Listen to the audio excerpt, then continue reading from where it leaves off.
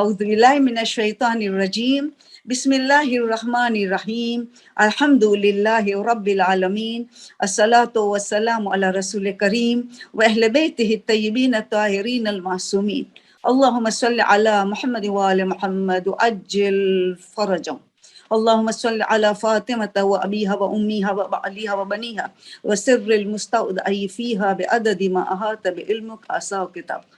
حاضرین سامعین السلام علیکم ورحمۃ اللہ وبرکاتہ. انسان زندگی کا مقصد پتہ ہونا چاہیے. عظیم ترین مقصد ہے خدا کی معرفت، کیونکہ ہم عبادت کر ہی نہیں سکتے، بندگی کر ہی نہیں سکتے اچھی طرح جب تک جس کی بندگی کر رہے ہیں ان کی معرفت نہ ہو.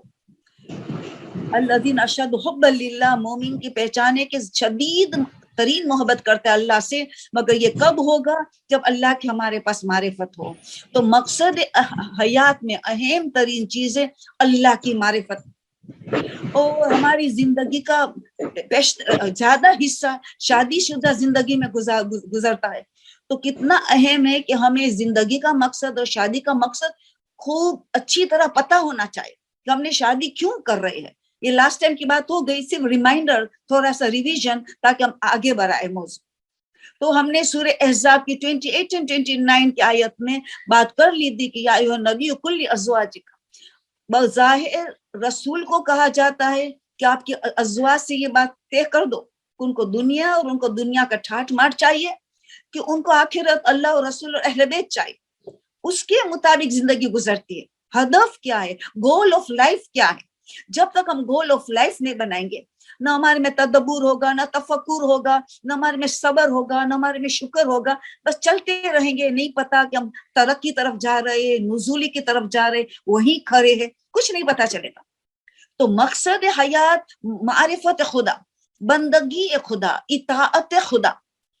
پھر اسی طرح شادی میں بھی یہی مقصد ہے کہ ہمارے شادی کو بندگی خدا سمجھے.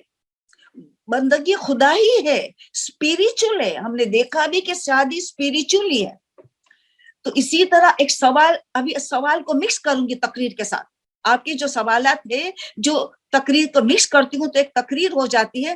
تو اس سوال اور جواب میں پھر اس کا جواب دینے کی ضرورت پیش نہیں آتی. اس میں سے ایک سوال یہ کہ ایک ماں سوال پوچھ رہی ہے کہ میری بیٹی شادی کے لیے تیار ہی نہیں ہے، کیا میں زبردستی کر سکتی ہوں؟ زبردستی نہیں ہو سکتی، عبادت ہے. شادی اسپرچولیٹی ہے، شادی روحانیت. ہمیں لاسٹ ٹائم نے بات کی نا، آپ سب جانتے بھی ہو. 2 رکعت نماز، 70 گنا نماز، آدھا ایمان، آدھا تقوی وغیرہ وغیرہ، ساری باتیں لاسٹ ٹائم ہو چکی ہے. بتا رہی، یہ حدیث سے بتا رہی ہے اور قرآن کی آیت بتا لِتَسْكُنُوا إِلَيْهَا، سکون کا گہوارہ بنانے کا مقصد ہے عورت کا شادی کا. تو سارا دیکھا جائے تو اسپرچولیٹی ہے. تو اس بچی جو شادی کے لیے منع کر رہی ہے، شاید اس کو یہ نہیں پتا ہوگا کہ شادی کے کا مقام کتنا بلند ہے اور انسان کی عبادت بندگی کتنی بلند ہو جاتی ہے، سٹیٹس کتنا بڑا ہوگا. اس کو پیار محبت سے سمجھایا جائے کہ شادی 2 رکعت نماز کی کیا حالت ہوتی ہے، آدھا وغیرہ جو فیت وغیرہ سب جو حدیث لاسٹ ٹائم بھی آ گئی، اور بھی بہت سی ہے، مگر ہمیں بہت سی باتیں کرنی ہوتی ہے، وقت بہت تیزی سے گزر جاتا ہے. تو یہ جب تک ہم یہ نہیں ان کو نہیں سمجھائیں گے، شاید ماں کے ساتھ نہیں سبھی بچی سمجھتی. ان کو چنا جائے، کوئی ذاکرہ ہو، کوئی عالمہ ہو آپ کے شہر میں، یا کوئی عالم بھی ہو جس سے وہ متاثر ہے، جس کی چانسز ہے کہ اس کی بات مان لے، ہماری نہ مانے مگر اس کی مان لے. کوئی رشتہ دار میں ایسی ہے، کوئی ان کی دلی فرینڈ ہے، ایسی سہیلی ہے جس سے وہ متاثر ہے، اس کی بات مانتی ہے. ان سے گفتگو کی جائے کہ ان کو شادی کا مقصد، شادی کا ثواب یہ وغیرہ کیا ہے. انسان کا درجہ بند ہی نہیں بلند ہو سکتا جب تک شادی نہ کرے، سوائے کہ کوئی جینوئن ریزن آ گئے، کوئی مناسب رشتہ ملا ہی نہیں، وہ الگ مسئلہ ہے. جیسے جناب معصومہ کم کی بات، ہمارے پاس ایک مثال اہل بیت کی گھران میں اسی ہر مثال ہے کہ وہ جینوئن ریزن ہو. تو بلکہ شادی تو واجب کے قریب ہے، اور ظاہر ہم کہتے ہیں مستحب ہے، سنت موقعہ ہے، زور دہلی مستحب ہے، مگر واجب کے قریب ہے. کیونکہ اگر شادی نہیں ہوتی ہے تو اس کے بعد بہت بڑے بڑے نقصانات میں پھنسنا پڑے گا جو بچیاں اب نہیں سمجھتی ہیں. بہت بڑا زیادہ بہت بڑے نقصان ہونے والے. جو اس کو سمجھ میں نہ. اور آیت اللہ ابراہیم امینی نے ان کا بس کچھ مدت پہلا انتقال ہوا ہے. کیا انہوں نے میرج پہ کام کیا ہے, انہوں نے میرج پہ اتنا, شادی پہ اتنا زیادہ کام کیا ہے, کسی ٹاپک پہ نہیں کیا. ازواجی زندگی, گھریلو زندگی, سب پوری کتابیں انہوں نے لکھی ہے, پوری ریکارڈنگ مجالس سے اس نے پڑھی ہے. اس میں وہ بتاتا ہے کہ شادی انسان کو روحانیت کا فائدہ, روحانیت بڑھتی چلی جاتی ہے, اسپرچولیٹی آگے بڑھتا ہے, اور مینٹل بھی, عقل میں بھی فائدہ دیتا ہے. انسان باشعور ہوتا ہے کیونکہ ایک ذمہ دار انسان بنتا ہے, تو عقل میں بھی اضافہ ہوتا ہے, اخلاق میں بھی اضافہ ہوتا ہے, اور جسمانی بیماری میں, کئی بیماری سے انسان بچتا ہے, اور جسمانی صحت بڑھتی چلی جاتی. جتنا جلدی شادی کریں گے اتنا یہ 4 پاورز کو, spiritual, mental, physical and moral, چاروں پاورز کو ترقی ملتی ہے. اگر شادی کو جتنا دیر کرتے ہیں تو روحانیت میں کمزوری, تندرستی میں, صحت میں کمزوری, اور اخلاق میں بھی کمزوری, اور مینٹل میں بھی, عقل میں بھی کمزوری آ سکتی ہے. انہوں نے بہت بڑی تحقیق کی ہے, اور انہوں نے بہت, آپ اس کی کتاب ملے تو ضرور ان کی کتابیں پڑھنا, آیت اللہ ابراہیم امینی کی, ہر کتاب بک شاپ میں ملتی ہے. تو اسی لیے ان کو یہ جو شادی سے جو گریز کرنا چاہتی ہے, ان کو ہو سکتا ہے کہ انہوں نے شادی کسی کی دیکھی ہوگی, دکھ ہے, اور شہوت رول کر رہا ہے, اوور پاور کر رہا ہے, ظلم کر رہا ہے شوہر کسی بیوی پہ, یا ایسا کچھ خاندان میں کچھ دیکھ چکی ہوگی, تو اس کو شادی سے نفرت آ گئی ہوگی, تو ہماری آزادی چھین لی جاتی ہے, ہمیں کچھ قسم کی آزادی نہیں ملتی ہے, ہمیں حریت ہماری ہاتھ میں سے چلے جاتے. اس نے ایسا کچھ دیکھا ہوگا, مگر ہر ایک کے ساتھ یہ نہیں ہوتا ہے. ہمیں, ہمارے عورتوں میں وہ صلاحیت ہے کہ وہ چیزیں کو لا سکتے, اگر نہیں ملی تب بھی. عورت بہت قابل, کمال کی شخصیت ہے, ان کے پاس ایسی صلاحیت, اس کو اجاگر کرے, اس کی تربیت کرے, تو وہ کہاں نے کہاں پہنچا سکتے, شوہر کو بھی, گھر والے کو. تو اسی لیے ان کو یہ باتیں سمجھانی چاہیے کہ وہ شادی کیوں قبول نہیں کرتی ہے. کو اچھا انسان ان سے بات کرے اور ان کو سمجھائے شادی کے فوائد خالی عبادت کی وجہ سے نہیں, جس صحت اور عقل کی سی بات جاتی ہے, تندرستی کی بھی بات آتی ہے. کئی بیماری آتی ہے شادی نہ کرنے کی وجہ سے, مگر کچھ نے شادی نہیں کیا مگر بیماری نہیں ہوئی, کیونکہ ان کی کوئی اور چیزیں ان کو کام آ گئی, کوئی نیکیاں کام آئی, کوئی سلیرم کام آیا, صدقہ زیادہ کام آ گیا ان کی کوئی تھی. ورنہ آیت اللہ ابراہیم امینی نے واضح اس کی تحقیق ہے کہ صحت کو بھی نقصان ہے شادی کے بغیر. ڈیلے نہیں کرو, شادی کو ڈیلے نہیں کرو, انتخاب کے لیے ٹائم لو, شادی کو جتنا ہو سکے ڈیلے نہیں کرو. تو اس کو زبردستی نہیں کی جا سکتی, وہ تو کسی کی زندگی خراب کر دے گی, خود کی بھی کرے گی, کسی کی کرے گی. تو اس میں پیار محبت سے کسی کو چنا جائے, حدیث سے قرآن کی آیتیں بتائی جائے, ان کے فوائد بتایا جائے, شادی نہ کرنے کے نقصانات بتایا جائے, اس طرح آپ اس بچی کو قائل کر سکیں گے. تو یہ ایک جواب یہ تھا. پھر دوسرا سوال کسی نے پوچھا کہ رشتہ آئے اور تقلید میں مانتا نہیں, باقی نیک نمازی ہے, نیک نمازی مگر تقلید میں نہیں مانتا. تو تقلید میں نہیں مانتا تو خمس میں بھی نہیں مانتا, کیونکہ تقلید اور خمس ول گو ٹوگیدر. جس کی تقلید کرتے ان کو خمس دینا ہے, تقلید ہی نہیں کرتے تو خمس کس کو دیں گے, اپنی مرضی سے دیں گے تو وہ تو خمس نہیں ہوگا, وہ تو چیریٹی ہوگی. اسی لیے لوگ گھبراتے. اب یہاں میں سوچ سمجھ کے جواب دیتی ہوں. دیکھو پہلے عمر دیکھی جائے, اگر ابھی بہت چھوٹی ہے, 17, 18, 19 سال کی, ابھی ٹائم ہے کہ اچھا رشتہ آ جائے گا جو کمپلیٹ ہوگا, جو نیک نمازی بھی ہوگا, تقلید بھی کرتا ہوگا, خمس بھی دیتا ہوگا, ساری صفاتیں ہیں. ہمیں تحقیق سے پتہ چل جاتا ہے, دوست برادروں سے, رشتہ داروں سے, جس سے گھومتا پھرتا ہے, ان کی ٹیچروں سے بھی بچپنے سے انسان کو پتہ چل جاتا ہے کہ غصیلا ہے کہ نہیں, غصے والے, چھوٹی چھوٹی باتوں میں جذباتی ہو جانا, بد اخلاق ہے, بد زبان ہے, طنز و طعنہ دینے کی عادت, ایسے سے شادی نہیں کیا جائے.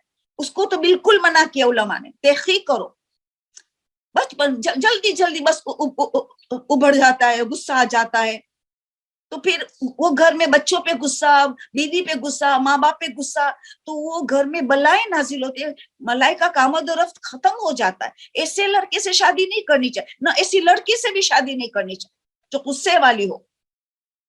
بہت بڑا نقصان ہے. بچوں بھی ریبیلیس ہو جاتے ہیں, بچے کو بھی دان دپڑ سے زندگی نہیں گزار جا سکتا. بچہ بھوکا ہے افیکشن کا, لو پیار کا بھوکا ہے. تو غصے والی نہ ماں یا باپ ہوگا تو وہ نہیں دے پائے, چاہے بھلے نے بڑے بڑے تحفہ لے کے آئیں گے, بڑے بڑے گیمز لے کے آئیں گے, دنیا گھمانے لے جائیں گے, وہ سب بیکار ہو جاتی چیز, سب بیکار ہو جاتی. تو بیسک چیزیں تو دیکھنا ہے, بد اخلاق نہ ہو, زنا نہ کرتا ہو, شرابی نہ ہو. شرابی زانی کو تو نہیں دے سکتے, بد اخلاق پر نہیں دے, بہت غسیلا کو نہیں دے سکتے. مگر تقلید اگر نہیں کرتا تو وہ پہلے ایج دیکھی جائے, ابھی چھوٹی ہے تو چلو چانسز اور رشتے آئیں گے. مگر جب بڑی عمر ہو گئی ہے, 25 سال گزر گیا ہے, تو پھر ایسا پرفیکٹ شوہر ملنا مشکل ہے یا پرفیکٹ زوجہ ملنا مشکل ہے. کیونکہ ابھی یہ تو کیونکہ تقلید کا اس کا پرسنل گناہ ہوگا, بیوی کا نہیں ہوگا. اگر شوہر تقلید نہیں کرتا ہے, بیوی کو کوئی نقصان نہیں ہے, وہ اپنے بچے کو تقلید صحیح کروائیں گی, مدرسہ ٹائم پہ بھیجیں گی وغیرہ, وہ تربیت پہ توجہ دیں گی, نوکری نہیں کریں گی, کاروبار کو چھوڑ دے, بچوں پہ پورا توجہ دے کہ جب باپ تقلید نہیں کرتا بچے پہ اثرات آئے گا تو میں ڈبل توجہ دوں بچے کو کہ باپ کی پیروی نہ کرنے لگے. اور خمس وہ نہیں دیتا تو بیوی بچے کو کوئی فرق نہیں. بیت اللہ سستانی نے تو صاف کہہ دیا ہے, اگر شوہر خمس نہیں دیتا تو بیوی پر کب نان نفقہ تو واجب ہے, بیوی کا نان نفقہ تو وہ جو کھائیں گے پئیں گے تو واجبات. اتنے تک آیت اللہ سستانی نے کہا وہ حج کے پیسے دے, بیوی کو حج جتنے پیسے دے, جا حج کر لے, خود بھی جائے بیوی کو بھی لے جائے, تب بھی اس کی حج قبول ہے, تب بھی اس کی واجب حج ہو جائے گی. تو وہ اخراجات میں سے حساب کرتے ہیں, جس پہ خمس واجب نہیں ہے اس میں سے حج جا رہے, اور جو اس کو نان نفقہ واجب اسے کھاتی پیتی ہے تو اس کا تو کوئی گناہ نہیں ہوگا. ہو سکتا ہے آہستہ آہستہ شوہر کو مقلد بنا لے, ان کو تکلیف قائل کر دے, کھانے پینے میں دم کر کے, پیار محبت سے, ان کی پسندیدہ کھانا پکانے میں, ان کو خوش رکھنے میں آہستہ آہستہ ان کو عورت کر سکتے. عورت بہت چالاک ہے, اگر اس کی چالاکی صحیح طور پہ استعمال کرے اس کو تقلید میں لا سکتی ہے تو ان کو کتنا ثواب ملے گا. مگر بد اخلاق کو رائے حق پہ لانا مشکل ہے, کیونکہ وہ بچپنے سے بد اخلاق ہے, اس کو بدلنا مشکل ہے. بچپنے سے غسیلا ہے, غصہ جذبات ہر وقت, لڑائی جھگڑا, چیخنا چلانا, ان کو بدلنا بہت مشکل ہے. صبر کر کر کے عورت تھک جاتی, بیمار ہو جاتی ہے. کئی عورتوں کو ہم نے دیکھا ہے وہ نہیں برداشت کر سکی تو صبر کری مگر بیمار ہو گئی, کئی بیماریاں ملوث ہو گئی صبر کرتے کرتے, اس میں طاقت نہیں تھی, وہ برداشت کر رہی تھی.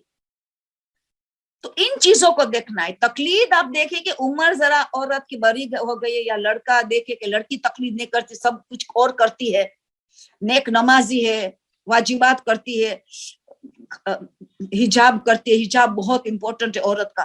ہاں بے حجاب مرد بھی فاسق ہے, عورت بھی فاسقہ ہے تو کوئی مسئلہ نہیں ہے. الخبیث والخبیثین طیب و طیبین, دونوں تو اس کی شادی چل جاتی ہے کہ دونوں دنیا دار ہیں, دونوں دنیا کا ٹھاٹھ من میں ڈوبے ہوئے ہیں, دونوں کو دنیا ہی چاہیے, ان کی فکر آخرت اور اللہ نہیں ہے, نہ رسول اور اہل بیت ہے. ان کی شادی کامیاب ہو جاتی ہے کیونکہ ایک ٹائپ کا ہے, سعادت نہیں ہے, ابدی سعادت کچھ نہیں ہے, دنیا میں بھی تکالیف آئیں گی مگر شادی کامیاب ہو جاتی کیونکہ دونوں کا کمپیٹیبلٹی ہے, ہم آہنگی ہے. مگر ایک ریلیجس ہو ایک نہ ہو تو اس کو ایک دوسرے کو بنانا پڑتا ہے, مگر سوائے کہ اتنی بڑی کمی نہ ہو, بد اخلاق میں ایسی بڑی کمی نہ ہو جس کو بدلنا. ابھی 25 سال تک بد اخلاق بن گیا, اب کتنا سال لگے گا بدلنے کے, ٹائم لگتا ہے بدلانے, سوائے کہ اس کے پاس اتنا صبر ہے کہ کھانے پینے میں دم کرتی جائے, اعمال کرتی جائے, ان کو بدلنے کی کوشش کرے, وہ کامیاب ہو سکتی ہے. شرابی کو شراب سے بچانا مشکل ہے کہ کبھی بھی چھوڑے گا, تھوڑے دن واپس آ جائے گا اس تو. مگر تقلید ایسی چیز نہیں ہے کہ اس پہ آپ رشتے کو ٹھکرائے, باقی ساری اچھی صفات ہے تو اس کو آپ اس میں لا بھی سکتے ہیں. اگر نہیں لائے تو شریک حیات کو کوئی مسئلہ نہیں ہوگا, کیونکہ نان نفقہ واجب ہے. آیت اللہ سستان تو حج تک کا بھی کہتا ہے اخراجات دے دے تو حج بھی اس کی واجب قبول ہو جائے گی, مسئلہ نہیں ہوگا. پھر تیسرا سوال اس سے لگتا تھا کہ میرے شوہر کا مزاج بد اخلاق مزاج ہے, یعنی بالکل ڈفرنٹ ٹائپ کا مزاج ہے. وہ مجھے ایک دن قرآن پہ ہاتھ رکھ کے قسم کھلوایا کہ تو تیری بہنوں کو نہیں ملیں گی، اس سے بات چیت نہیں کریں گی. اور میں نے قرآن پہ ہاتھ بھی رکھا، اس نے مجھے قسم کھلوایا، میں نے قسم بھی کھا لیا. مگر صلہ رحم تو کتنا امپورٹنٹ ہے، تو میں کیا قسم کو توڑ سکتی ہوں؟ پہلے تو قسم بھی جائز نہیں. اگر اللہ کا قسم بھی ہو تو کوئی زبردستی سے قسم کھلوا ہی نہیں سکتا. شریعت میں ہے کہ اللہ کا ایک ہی قسم ہے بس، نہ قرآن کا قسم ہے، نہ حضرت عباس کا قسم ہے، نہ اولاد کا قسم، کوئی قسم ہے ہی نہیں. اللہ کھاتا ہے اپنی مخلوقات کا قسم. ہم نے اس کی اہمیت بتانے کے لیے، ہمیں بتانے کے لیے کہ ہم نعمت کا شکریہ ادا کریں کہ جس کی میں قسم کھا رہی ہوں وہ چیزیں تیرے لیے بنایا گیا ہے. سوچ تو کتنا قیمتی ہے. مگر ہمیں حق نہیں اللہ کے قسم. وہ بھی اگر کوئی اللہ کا قسم زبردستی سے کھلوائے تو قسم ہی نہیں ہوا ہے، نہ کفارہ ہے نہ کچھ ہے، قسم ہی نہیں ہوا ہے. اگر قرآن پہ ہاتھ رکھ کے قسم کرے وہ قسم ہی نہیں ہے. اسلام ایکسپٹ کرتا بھی نہیں ہے، توڑنے کی تو بات ہی نہیں ہے. ہوا قسم ہوا ہی نہیں. اور بہنوں کو ملنا بات کرنا واجبات میں ہے. صلہ رحم یہ شادی کی کامیابی کا ایک سب سے بڑا جز صلہ رحمی ہے. جو اپنی شادی کو کامیاب کرنا چاہتا ہے، دنیا اور آخرت کی ساری سعادت حاصل کرنا چاہتا ہے، خوش رہنا چاہتے دونوں جہان میں، تو صلہ رحم صلہ رحم صلہ.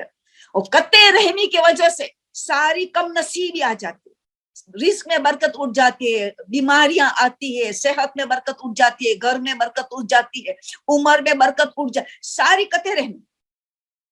دیکھو شادی سے کرنے کے لیے سب کوشچنس کو میں نے ملا دیا تاکہ شادی کے اندر ہمارے ٹاپک میں سوٹ ہو رہا ہے، تاکہ ہماری الگ سے مجھے جواب دینے کی ضرورت پیش نہ آئے، تاکہ ہم ٹاپک وائز جائے. آج جماعت کے نماز کی ٹاپک کرنا ہے، پھر سوال و جواب کرنا ہے. تو پہلے یہ سوال کی میں نے تقریر بنا لیا، آپ کے ہی سوال ہی ہے. تو ان پہ مگر عورت میں اتنی صلاحیت ہے کہ بہنوں سے بات بھی کرے، ایس ایم ایس بھی کرے، ای میل بھی کرے، شوہر کو پتا بھی نہ چلے، فوراً ڈیلیٹ کر دے.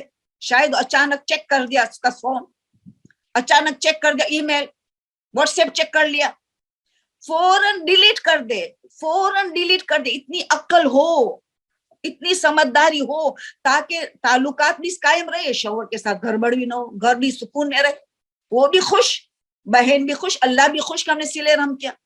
تو یہ صلاحیت ہمارے میں ہے، ہم یوز نہیں کرتے ہیں. سوال سے پتا چلتا ہے کہ آئیڈیا نہیں ہے کیا کریں.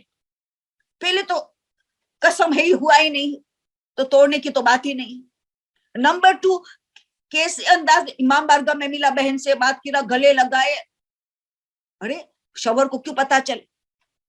اس طرح ملے کہ شاید کوئی رپورٹ کر دے گا، کوئی ہوگا رپورٹ، تو اسٹائل سے ملے. وہ بھی ڈینٹسٹ کے پاس جا رہی ہے، آپ بھی ڈینٹسٹ کے پاس جا رہے، ایک وقت لو وہاں جا کے ملیں گے. کیا کچھ نہیں کر سکتے. یہ تو میں خالی 2-3 مثال دیتی ہوں. مجالسوں میں ملنا کتنا آسان ہے، مگر وہاں گھبراہٹ ہوتی ہے کہ کہیں کسی کو انہوں نے وہ نہیں بنایا، اس کو چوکیدار نہیں بنایا کہ دیکھو میری بیوی کس سے ملتی ہے. وہ خطرہ ہوتا ہے. کیونکہ ایک کیس میرے پاس یہ تھا کہ شوہر نے رکھا تو بیوی کو پتا بھی نہیں تھا کہ کسی کو رکھا تھا. اس کو پتا چل گیا کہ اس نے ملا، اس کو آئیڈیا نہیں تھی کہ شوہر نے کسی کو رکھا ہے کہ دیکھنا میری بیوی کس سے ملتی ہے. کیسے شوہر آتے کیا کریں گے؟ زندگی گزارنی ہے، بچے کی زندگی کو بچانی ہے. اور ہم پھر قطع تعلق کریں گے، بچے کو پتا چلے گا تو بچے ڈبل تک قطع تعلق کریں گے. ہر جنریشن سے آگے بڑھتی ہے. ہم غیبت کریں گے، ہماری اولاد 2 گنا زیادہ غیبت کریں گے. ہم بے پردگی کریں گے، ہماری اولاد 2 گنا زیادہ بے پردگی کریں گے، کیونکہ تربیت ہی نہیں ملی. تو پھر ہم نے قطع تعلق کریں گے تو اتنی مصیبتیں بلائیں نازل ہوں گی، بدقسمت بنیں گے. ہمارے بچے بھی کم تک تعلقات کاٹ لیں گے، خالہ سے، پھوپھی سے، کہ ماں نے کاٹ لیا تو وہ بھی کاٹ لیں گے. تو ان کو بھی اسٹائل سے ایسے باہر سے کہیں سے ملائے بچے کو کہ ان کو پہچانے، میری خالہ کون، میری پھوپھی کون وغیرہ. تو اسی لیے تو ہماری بہت بڑا حصہ ہماری شریعت کا صلہ رحم قطع رحمے میں. بلکہ لوگ کہتے جب رشتہ تمہارے پائے منظور کرنے سے پہلے کوئی صلہ رحم کرو، تمہاری شادی ناکامیابی ہونے والی ہوگی نا تب بھی کامیاب ہو جائے. کیونکہ انسان کی تقدیر بدلنے والی اہم ترین صفت صلہ رحم ہے، صدقہ ہے، توبہ ہے. اس میں سر ایک فہرست صلہ رحم. اتنے تک معصوم فرماتے ہیں آپ کسی کی زندگی دیکھو بہت اچھی گزر رہی، جبکہ وہ کھلم گناہ کرتا ہے، بہت زیادہ گنہگار نظر آتا ہے، مگر زندگی بہت سکون میں گزر رہی، سمجھ لینا وہ کثرت سے صلہ رحم کر رہا ہے. کثرت صلہ رحم، کثرت سے صلہ. ہر हर एतबार से कामयाबी मिलेगी, कारोबार में कामयाबी, नौकरी में कामयाबी, तनख्वाह बढ़ता चला जाएगा, मोहब्बत होगी, इज्जत मिलेंगी, हर चीज बड़ी बुरी बुरी किस्सा मासूमिन ने बताया। पूरा अशरा उलमा पढ़ते सिले धर्म पे, पूरा नहीं होता है पूरा अशरा, इतनी कीमती इबादत। तो शादी में ये देखना, इसीलिए सास बहू का रिश्ता अच्छा होगा तो दादी पोते का रिश्ता अच्छा होगा। अगर सास बहू का रिश्ते में गड़बड़ आई तो दादी ने पोता पोतियों में गड़बड़ आ जाएगी, तो उनको कितना नुकसान होगा, हमारे बच्चे को कितना, हमने सोचते नहीं है कि उनका तो ब्लड रिलेटिव है, हमारे बेटे बच्चे का तो दादी नानी ब्लड रिलेटिव है। अगर हमने रिश्ता तोड़ा तो वो लोग तोड़ जाएंगे, तो हमारा तो खूनी रिश्ता नहीं था, हमारी सास का हमसे ब्लड रिलेटिव नहीं था, तो हमने इतना नुकसान नहीं पहुंचेगा जितना हमारे बच्चों को, उनके साथ तो ब्लड रिलेटिव है। इसीलिए इतना ज्यादा कहा जाता है कि रिलेशनशिप, घर में बुक्स की ना हो, हसद ना हो, दरगुजर हो, माफा माफी हो, ताकि बच्चे जो पल रहे सारे असरात उन पे मुंतकिल होते, तो इमाम ज़माना को हम क्या देंगे, तो ये सारे क्वेश्चंस इसमें मैंने मिला दिया ताकि एक तकरीर हो गई, आपके सवालात को मैंने मिला दिया है। बस ये तकलीफ द्वारा मैं देख लेती हूँ, वो है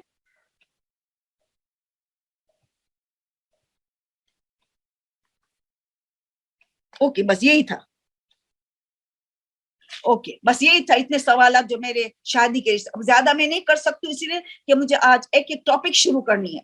आप लोग खुद ने मांगा है कि नमाज जमात के मसाइल आपको चाहिए, तो ये भी 2-3 हफ्ते तक चलता रहेगा, आहिस्ता आहिस्ता आप ग्रास्प करेंगे, रिकॉर्डिंग हो रही है, आप नोट्स लिखेंगे, तौजील मसाइल में मसाइल देखेंगे, टैली करेंगे, अच्छे नोट्स बनाएंगे। मगर मैं जमात के मसाइल शुरू करूं इससे पहले एक गलती हो गई एक मसला की लास्ट टाइम, पहले उसका इजाला करना बहुत जरूरी है, वाजिब है। जिन आलिम से, बहुत बड़ा आलिम है जिनसे मैंने ये अल्कोहल, ये तिब्ती व सनती का मैंने पूरा दर्द सीखा, बहुत बहुत काबिल भरोसा, और उससे मैंने बहुत कुछ सीखी है, अब तक सब मेरा सही गया है। फर्स्ट टाइम पता चला या उनके बयान करने में उनसे गलती हो गई या मेरे समझने में गलती हो गई, फिर होता है, बड़े बड़े उलमा से भी गलती हो गई, तो अब मैं नहीं कह सकती हूँ कि उससे गलती हो गई कि मेरे समझने में गलती हो गई। वो है मसला अल्कोहल तिब्ती। मैंने आपको 2 किस्म के अल्कोहल की बात की, सनती और तिब्ती। सनती का मसला बिल्कुल सही, इस्तेहलाक, कायदा इस्तेहलाक मिल गुल के इस तरह हो जाए 2% और उससे लेस हो, इतना मिल उसका वजूद ही गायब हो जाए। मैंने व्हाइट गोल्ड की मिसाल दी थी, मट्टी की मिसाल दी कि खा के शिफा में शक चला जाए वगैरह, वो सब सही है।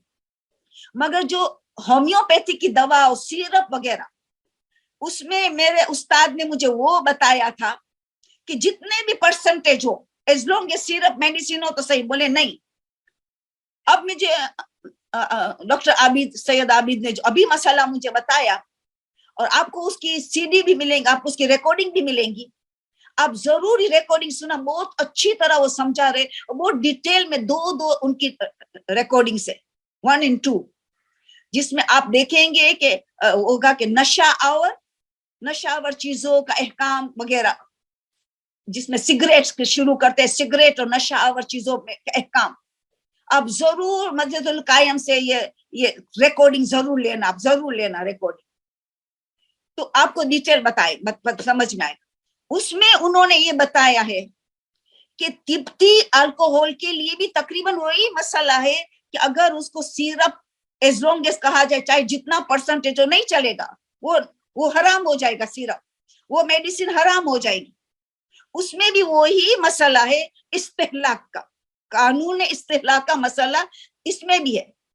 मगर उन्होंने अच्छी बात उसमें बताते हैं, मदर टिंचर, मेडिसिन में, होम्योपैथिक दवाओं में मदर टिंचर के अंदर अल्कोहल डाला जाता है, उसके अंदर अल्कोहल पाक है, खाना हराम है, मगर अल्कोहल पाक है, उसके मदर टिंचर के अंदर डाला जाता है। फिर डायरेक्ट मदर टिंचर को नहीं पिया जाता, उसको नहीं पीते, उसको पीते तो हराम होता।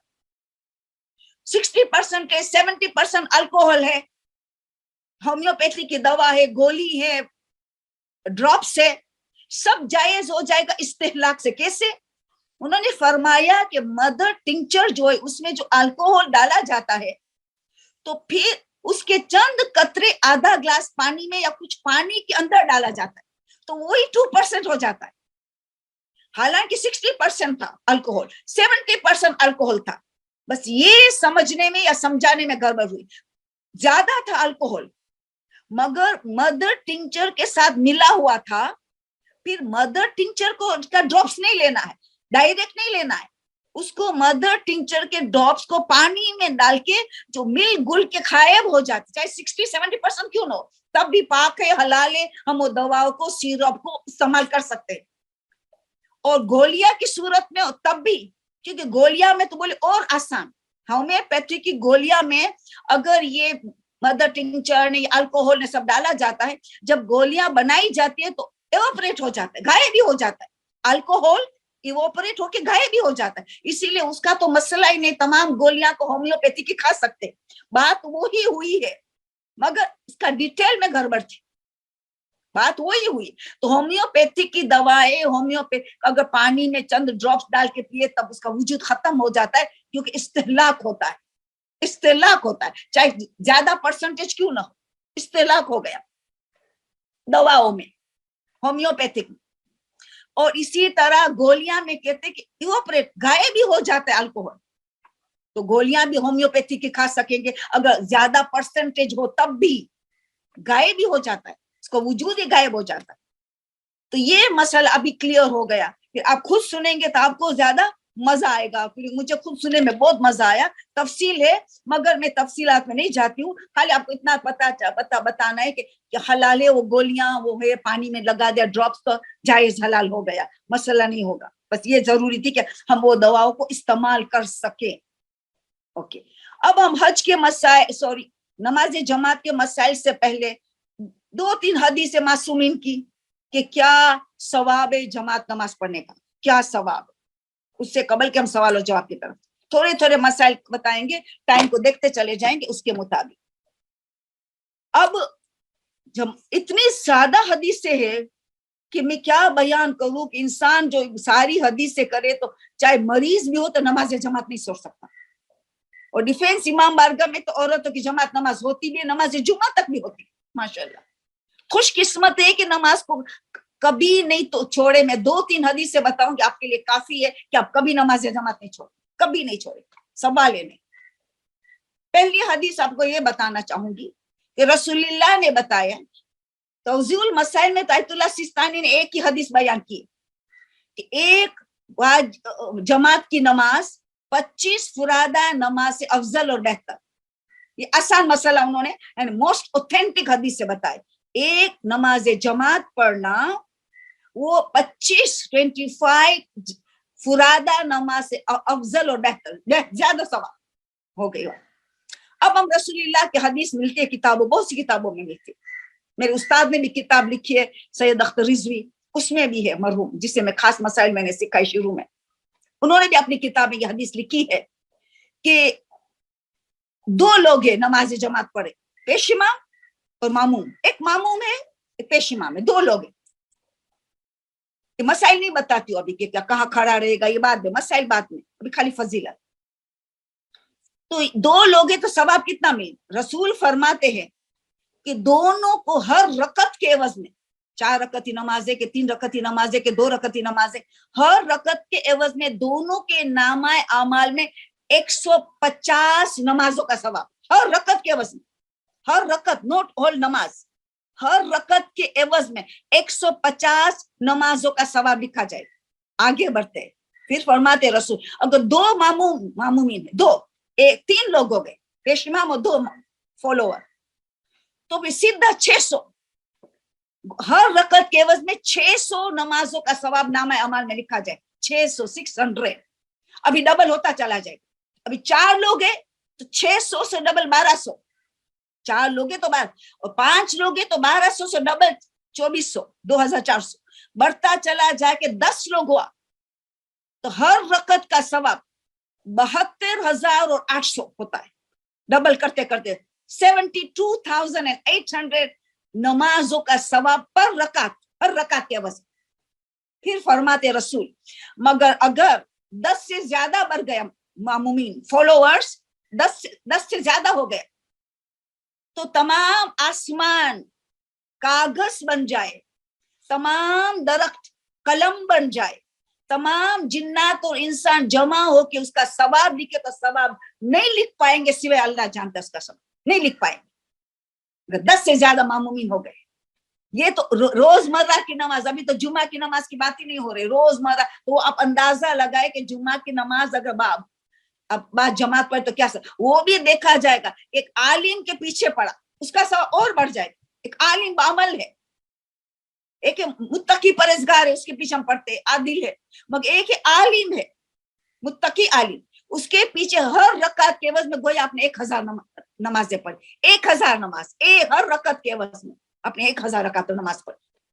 न सैयद आलिम है, आलिम भी है ना सैयद भी है, तो कितना 1 लाख, हर रकात के एवज में तुमने 1 लाख नमाजें पढ़ी, 1 लाख रकातें पढ़ी, हर रकत के एवज में हर 1 लाख रकातें नमाज पढ़ी। अंदाजा लगाए तो आप तो सोचे कि सैयद आलिम भी आपको मिल गया तो आपका क्या हमारा क्या बेड़ो पार हो सकता है। न आम आलिम भी है तब भी 1000 तो हो जाते हैं, 1000 पर रकत। तो ये रसूल की सारी हदीस है। और हदीस, एक हदीस रसूल फरमाते हैं कि एक जमात नमाज पढ़ना 40 सालों घर में नमाज पढ़ना अफजल और बेहतर। 40 साल, नॉट 40 months, 40 years। एक बार जमात नमाज पढ़ना 40 साल घर में नमाज पढ़ने से अफजल और बेहतर। ये आगे बढ़ते हो, छठे इमाम की हदीस, जब इंसान घर से निकलता हर कदम पे मस्जिद की तरफ जा रहे, हर कदम पे 70,000 नेकियां उसकी नामा अमाल में लिखी जाती है। 70,000 कदम पे, हर कदम पे 70,000, 70,000 नेकियां उसकी नामा में अमाल। और मौत तक ये नमाज जमात को जारी रखा तो वहशत की रात कब्र में 70,000 मलाइका कि उनके लिए तौबा इस्तगफार और दुआ करते रहेंगे, कयामत के मैदान तक, कयामत तक ले जाएंगे 70,000 फरिश्ता। अब सोचे, आयतुल्लाह सैयद काजिम तबातबाई जिसने उर्वतुल उसका लिखी है, उनकी बस आखिरी एक हदीस दिल चाहते ये भी बता दूं।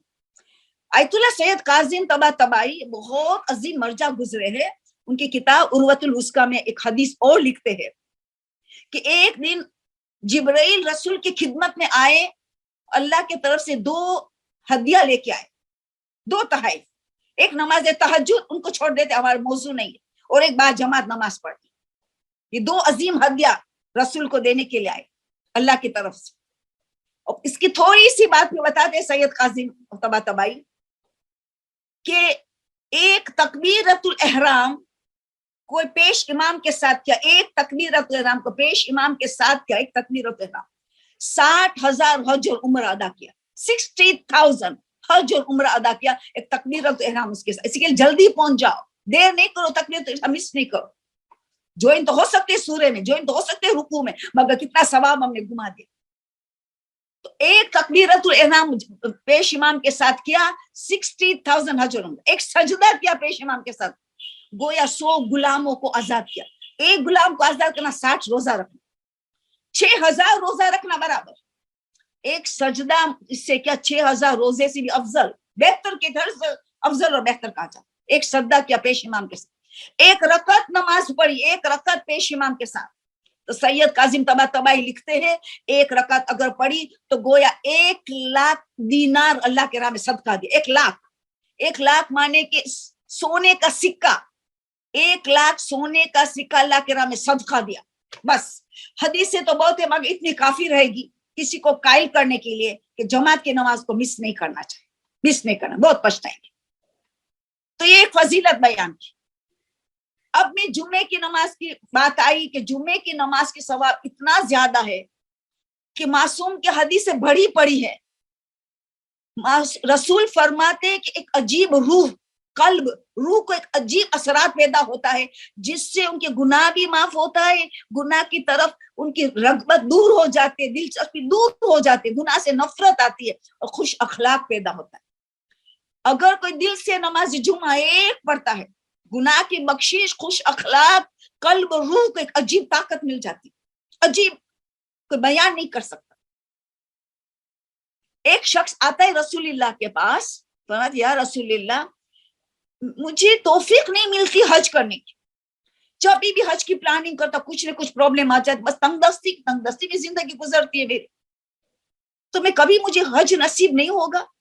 رسول نے کہا مسکینوں کا حج نماز جمعہ ہے، مسکینوں کا حج نماز جمعہ، مسکینوں کو جو حج نہیں جا سکتا اس کو کبھی نماز جمعہ مس نہیں کرنی چاہیے، مسکینوں کا حج ہے، جس کو حج بھی نصیب ہو رہا ہے وہ بھی کرتے، کتنے زیادہ ثواب، ڈبل گناہ، کتنے زیادہ ثواب ملے گا، تو حد سے زیادہ ثواب ہے۔ اور جمعہ نماز کا ایک دو مسائل بتا دوں کہ جمعے کی نماز میں کے بعد جماعت ہمیں سب سے پہلا جو ہوتا ہے نیت، میں کس کے پیچھے نماز پڑھتی، آج کے پیش امام عادل ہونا چاہیے، عدالت کی بات کریں گے مسئلہ کہ عدالت کیسے ہم پروو کریں، تو ابھی ہم نے نماز پڑھی عادل پیش امام کے پیچھے، نیت میں پتہ ہے، نیت میں پتہ ہونا، زبان کی کوئی قیمت نہیں، کرنا ہے زبان تو بھلے مباح ہے، ثواب نہیں ملے گا الگ سے، مگر پتہ ہونا ٹو نو کہ میں آج اس پریزنٹ امام کے پیچھے نماز جمعہ پڑھ رہی ہوں، بس قربتاً اللہ، زبان سے نہیں کیا، قربتاً اللہ کا حکم کے مطابق میں پڑھ رہی ہوں، کیونکہ اگر واجب تخیر ہی ہے، اگر جمعہ پڑھ لیا تو ظہر کی ضرورت نہیں، دو میں سے ایک، ظہر پڑھا تو جمعہ نہیں پڑھنا ہے، تو ہم نے جمعہ واجب میں سے پڑھیں گے کیونکہ ہم ظہر نہیں پڑھنے والے، سیدھا اثر پڑھیں گے، تو جمعہ کی نماز ایکچولی واجب تخیر، یہ چوائس بٹوین ٹو واجبات، ہمارے اختیار میں، ہم غیبت کبریٰ میں چوائس ہے یا جمعہ پڑھو یا ظہر پڑھو، جمعہ کا ثواب تو حد سے زیادہ ظہر سے، تو پھر نیت میں ہم نیت کیا، جیسے ہم واجب نماز میں جماعت نماز میں نیت کرتا ہے کہ پتہ ہونا چاہیے کہ تم کس کے پیچھے پڑھ، آج کے پیش امام کے پیچھے، آج کا جو عادل پیش امام ہے اس کے پیچھے، اللہ کا حکم مت قربت ہے لوگوں، یہ نیت پتہ ہونا، وہی نیت۔ پھر ہم اس میں دو خطبات ہوتے ہیں، نماز تو بعد میں، پہلے خطبات ہوتے ہیں، دو خطبات از اکول ٹو 2 رکعت نماز، ظہر کی رکعت 4 ہے نا، تو دو خطبات اور 2 رکعت نماز جمعہ کی ہوگی 4 رکعت، تو دو خطبات ریپرزینٹ کر رہی ہے 2 رکعت کو، مگر ضروری نہیں کہ خطبہ سنو، ثواب میکسیمم چاہیے تو دونوں خطبہ بھی سنو اور جمعہ نماز بھی پڑھو، 2 رکعت نماز میکسیمم ثواب کے، مگر نماز جمعہ ہو جاتی ہے، قبول ہو جاتی ہے، واجب نماز ہو جاتی ہے اگر ہم نے خطبہ نہیں سنا، خطبہ میں شرکت نہیں کی، جائز ہے، ثواب مکمل چاہیے، تو خطبہ سنیں گے اور پھر 2 رکعت نماز پڑھیں گے تو ہم نے 100% ثواب انشاءاللہ ملے گا، بہت زیادہ، کہ گویا ہم نے بے نفس نفیس حج کیا ہے، بے نفس نفیس پریکٹیکل حج کیا ہے، کیونکہ سارے فوائد جو حج ہمیں دے رہی عبادت وہ نماز جمعہ دے رہے، جتنے فضیلت اور جتنے خوبیاں ہمیں نماز حج کی عبادت دے رہی ہے اتنا ہی نماز جمعہ، معصوم کی حدیث، سارے فوائد اس میں، بھائی چارہ وغیرہ، سوشل گیدرنگ وغیرہ سب جو اس میں بھی، تو سنیں گے تو بہت اچھا، اگر خطبہ بیٹھے ہیں اور سمجھتے بھی ہے تب سننا ہے، سمجھتے بھی تب سننا ہے، تب احتیاط واجب ہے کہ سننا ہے، کیونکہ زبان بھی جو انگلش میں ہے یا اردو میں پڑھا جاتا ہے خطبہ، زبان بھی سمجھتے ہیں، وہ موجود بھی ہے، تب سننا پڑے گا، تب باتیں نہیں کر سکتے، مگر خطبہ سمجھتے نہیں ہے، کوئی ایسی زبان عربک میں پڑھا جاتا ہے، آپ عربک بالکل نہیں سمجھتی ہیں تو بھی سننا واجب نہیں، آپ کو کوئی تسبیح کرنی ہے، کچھ کرنا ہے تو آپ کر سکتے ہو، کہ کیونکہ آپ کو سمجھ میں ہی نہیں آتا ہے زبان، مگر سمجھ میں آتے تو غور سے سننا چاہیے، بھلے تسبیح کو ہم گھماتے پھراتے اس کا ثواب ملنا، گھمانا پھرانا کھا کے کربلا کو اس کا بھی ثواب الگ سے ملتا ہے، مگر غور سے سنیں، ساتھ میں زبان بھی چلتی ہے تو کوئی حرج نہیں، مگر سننا فرض ہے کیونکہ زبان سمجھتے ہو، موجود بھی ہے، باتیں کرنا مکروہ ہے اگر کسی کو ڈسٹرب نہیں ہو رہا ہے، باتیں کرنا مکروہ ہے اگر کسی کو ڈسٹرب ہو رہا ہے تو حرام ہے، نماز جو کو ڈسٹرب ہو رہا ہے، خطبے کے دوران ہم نے بات کی تو جائز نہیں ہے، ڈسٹرب نہیں ہو رہے تبھی مکروہ ہے، بہت احتیاط کرنا چاہیے رولز ریگولیشن کا۔ اور ایک آخری مسئلہ جمعے کا، کب تک جوائن ہو سکتے، لیٹ ہو گئے فرض کرے गाड़ी में रश था, वो ट्रैफिक बहुत मिल गई, हम लेट पहुंचे, खुतबा भी खत्म हो गया था, अब दूसरी रकात का कियाम हो रहा है, सेकंड रकात का, बस वहां तक ज्वाइन होने का टाइम है बस। अभी भी आपको जुमा नमाज का सवाब चाहिए, आप पहुंचे तो पेश इमाम दूसरी रकात की किरात में है, कियाम में किरात में, तो आप जुमे की नमाज की नियत करके करके आप तकबीरतुल एहराम पढ़ के ज्वाइन हो जाए। सूरा तो ऐसे भी नहीं पढ़ने का है, सूरा नहीं पढ़ने का, वो पढ़ रहा है, आप खामोश है, वो आवाज से पढ़ रहा है तो आवाज गौर से सुनेंगे, आवाज से पढ़ रहा है, आहिस्ता से वाले पढ़े, असर की नमाज में आहिस्ता से पढ़ेगा तो हम जिक्र इलाही कर सकते हैं, जो आवाज वाली है तो गौर से सुनना है, इसके तर्जुमे पे गौर और फिक्र करना है। तो जोहर की नमाज में तो आवाज से पढ़ी जाती है, जुमे की नमाज में भी आवाज से पढ़ी जाती है, आवाज से पढ़ी जाती है, जोहर पढ़े कि जुमा की नमाज, इसमें एक ही नमाज है जोहर की, जुमे के दिन के किरात आवाज से पढ़ सकते हैं, वरना आवाज से पढ़ने की किरात नहीं होती है, तो जुमे के बदले जो जोहर पढ़ता है वो भी आवाज से पढ़ सकता है। तो अब यहाँ पता चला कि जो वहां तक हो जाए तो नियत की, तो एक रकात हमने पढ़ी पेश इमाम के साथ, जब उसने तशहुद अपना किया तो हम उखरू बैठेंगे तजाफी, जैसे पैर का ऊपर का हिस्सा जमीन पे है, या तजाफी जिसको कहते उखरू बैठना, जाने नीस को ऊपर कर दिया है, घुटनों को ऊपर करके, जैसे अभी बिहाउली लाई कर रहे, जैसे बिहाउली लाई कर, तो क्या ये तजाफी कहा जाता है। तो तजाफी करे, तशहुद पढ़ेगा, सलाम नहीं पढ़ेगा, उसने सलाम खत्म किया और हमें बिहाउली लाई करके हमारे एक फुरादा पढ़ ली, तो एक रकात हमने नमाज जुमा मल गई, क्योंकि हमें किरात में आखिरी से रुकू में पहुंच गया तो ज्वाइन होना है तो हो, मगर नमाज जुमा नहीं होगी, कुछ सवाब मिलेगा, पढ़ लो, मगर पूरी नमाज ज़ोहर पढ़नी पड़ेगी, पूरी नमाज ज़ोहर पढ़नी पड़ेगी। अगर हमने सेकंड रकात की रुकू में ज्वाइन हुए तो भले ज्वाइन हो जाओ, रिजा की नियत से हम सवाब मिलेगा कुछ न कुछ, मगर नमाज नहीं होगी जुमा की, तो ज़ोहर पूरी पड़ेगी, 4 रकात पढ़नी पड़ेगी। मगर अभी तक सेकंड रकात की कियाम तक पहुंच गए, तभी हम नमाज जुमा का सवाब ले सकते हैं, और फिर ज़ोहर साकित होगा, दूसरी अकेले पढ़ लेंगे, फुरादा एक अकेले पढ़ लेंगे।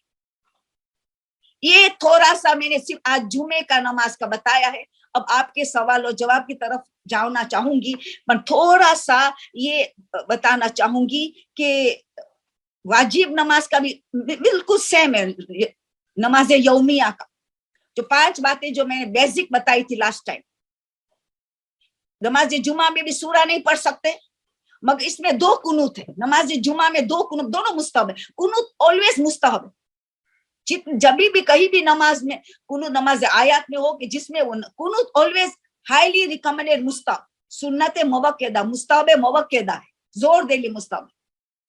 तो 2 कुनूत है, पहली रकात में सूरे के बाद फौरन कुनूत है, और दूसरी रकात में समी अल्लाह के वक्त, दूसरी वक्त समी अल्लाह के वक्त है, 2 कुनूत है, तो ये मुस्तहब है, उसको तर्क नहीं किया, पेश इमाम पढ़ता है तो चले हम पढ़ते हैं।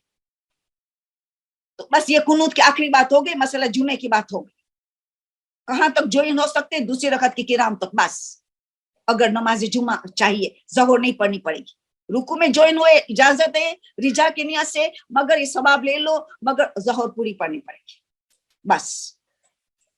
अब यौमिया नमाज में भी यही है कि सूरा नहीं पढ़ना है, नियत पता होना चाहिए कि मैं इस आज के पेश इमाम के पीछे पढ़ रही हूँ, फिर सूरा नहीं, तकबीर दूसरा नंबर पे आता तकबीरत इहराम, तकबीरत इहराम पेश इमाम के पहले कभी नहीं किया जा सकता, पेश इमाम ने तकबीरत इहराम कर लिया, बल्कि मुस्तहब है कि इतना इंतजार करे कि पहली लाइन कर ले, पहली लाइन अपना तकबीरत इहराम पढ़, पहली लाइन, तो ज्यादा सवाब मिलेगा, जितना सवाब ज्यादा लेंगे ऐसी वो नमाज हमें कुछ न कुछ बनाएंगी, अखलाक वगैरह कुछ न कुछ देंगे। तो इतना सब्र करे कि पेश इमाम तकबीर कर ले, फिर पहली नमाज वाले तकबीर कह दे, फिर हम कहेंगे, क्योंकि ऐसे भी हमने तो सूरा उसने स्टार्ट कर लिया है, हमें तो सूरा नहीं पढ़ने का, उसने सूरा स्टार्ट कर लिया है, मगर हमने पहली लाइन को इंतजार करके फिर किया तो हमारा सवाब बढ़ गया। फिर सूरा में हम यो जोर से पढ़ेगा, जुमे के दिन जुमे का सूरा, या मगरिब इशा और फजर का, मगरिब पहली 2 रकात का सूरा वो आवाज से पढ़ेगा, फजर की पहली 2 रकात, उसमें तो 2 ही रकात है, सॉरी, मगरिब की पहली 2 रकात, इशा की पहली 2 रकात वो आवाज से पढ़ेगा, تو ہم غور سے سنیں گے, اس کے ترجمے پر تفکر کریں گے, اپنی زندگی کو بدلیں گے غور سے سن کے. معرفت خدا حاصل ہوتی اس میں. آدھا سورے میں تو معرفت خدا ہے, آدھا سورت میں صراط المستقیم کی دعا ہے وغیرہ وغیرہ. تو بس ہم سنیں گے. تیسری عظیم چیز ہے سورہ نہیں پڑھیں گے, اس کا مطلب چوتھا, تیسری چیز باقی سب کچھ پڑھیں گے. ہم بچے کو الگ نمبر دیتے. پہلی چیز تکبیر نیت, نمبر 2 تکبیر الاحرام پیش امام کے بعد کریں گے, پیش امام کا تکبیر کے بعد. 2 چیز ہو گئی. تیسری سورہ نہیں پڑھیں گے. چوتھی چیز باقی سارا ذکر کریں گے, رکوع کا ذکر, سجدہ کا ذکر, قنوت کا ذکر, تشہد, سلام, ہر چیز پڑھیں گے. مگر ہم اس کو الگ نمبر دی تاکہ ان کو یاد رہے کہ خالی سورہ نہیں پڑھنے کا, باقی سب کچھ پڑھنے کا. یہ 4 چیز ہو گئے. اور 5ویں آخری چیز ہر فعل اس کے بعد کرنا ہے زیادہ ثواب کے لیے. ساتھ میں بھی جا سکتے ہیں, رکوع میں وہ گیا ہم اس کے ساتھ بھی گئے تب نماز صحیح, مگر اس کے بعد جائیں گے تو ثواب بڑھ جائے. سجدے میں اس نے پیشانی رکھا, ہم نیچے تک چلے گئے, مگر وہ سجدے میں پیشانی رکھا پھر ہم نے رکھا, ثواب بڑھ جائے گا. پھر اس نے پیشانی اٹھایا, ہم نے بعد میں اٹھایا. ورنہ ساتھ میں بھی سجدے میں جا سکتے, ساتھ میں لوٹ سکتے, مگر ایکسٹرا ثواب چاہیے. تو وہ پیشانی اپنے صدقہ, جیسے ذکر شروع ہوا تو پتہ چلا پیشانی رکھ چکا ہے, پھر ہمیں پیشانی رکھیں گے, ہم ذکر کریں گے. اس کے اللہ اکبر کیا پتہ چلا اس نے سر اٹھا لیا ہے, پھر ہم سر اٹھائیں گے. اسی طرح رکوع میں ان کے بعد جائیں گے, رکوع سے اٹھ کھڑے ہوئیں گے, سمی اللہ, اس کے بعد ثواب ہائیسٹ میکسیمم ملے گا, مگر ساتھ میں بھی کر سکتے. تو 5 تو بیسک چیز ہے, نیت, تکبیرۃ احرام کا مسئلہ, سورہ نہیں پڑھنے کا ہے, نمبر 4 باقی سب کچھ پڑھنے کا ہے, اور ہر فعل, ہر ایکشن اس کے بعد کرنے کا ثواب زیادہ ہے یا تو اس کے ساتھ کریں. سوائے کہ علماء بتاتے کہ ذرا سا اسے پہلے چلیں, معمولی, آپ رکوع میں بھی تو گئی نا, وہ بھی گیا تو صحیح ہے, ثواب میں کمی ہو گئی مگر نماز صحیح ہے. پہلے چلے گئے مگر اتنا تھوڑا فاصلہ تھا کہ ابھی آپ گئے, پیش امام گئے, نماز صحیح ہے, ثواب میں کمی ہو گئی. اس طرح آپ نے سجدے میں سر رکھا ہے نا, پھر اس نے رکھا, تھوڑا سیکنڈز کا فرق, نماز صحیح ہے, ثواب کی کمی.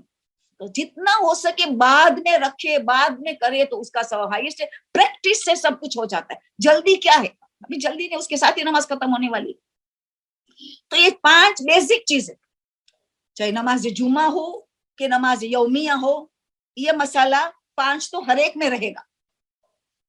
ٹھیک ہے, اتنا مجھے لگتا ہے آج کا یہ بیسک ہی بتائی. جی میرے پاس اس وقت آپ جو بتا رہی ہیں اس سے ریلیٹڈ کچھ سوال آ رہے ہیں, تو اگر آپ اجازت دیں تو ابھی میں وہ سوال پوچھ سکتی ہوں جو ابھی احکام آپ بتا رہی ہیں. ٹھیک ہے, پوچھ لو. ٹھیک ہے. اچھا, ایک میرے پاس ابھی سوال آیا کہ خواتین جماعت کے ساتھ جب نماز پڑھتی ہیں تو اگر ان کو آواز آ رہی ہو پیش امام کی تو وہ قرات پڑھ سکتی ہیں ساتھ, یا وہ پیش کی آواز سنیں گی؟ آواز نہیں آتی ہو تو بھی اجازت ہے, تھوڑی سی بھی آواز آتی تب بھی قرات نہیں پڑھیں گی. اگر عورت قرات سن رہی ہے, چاہے معمولی سی آواز آ رہی, تب بھی قرات نہیں پڑھیں گی.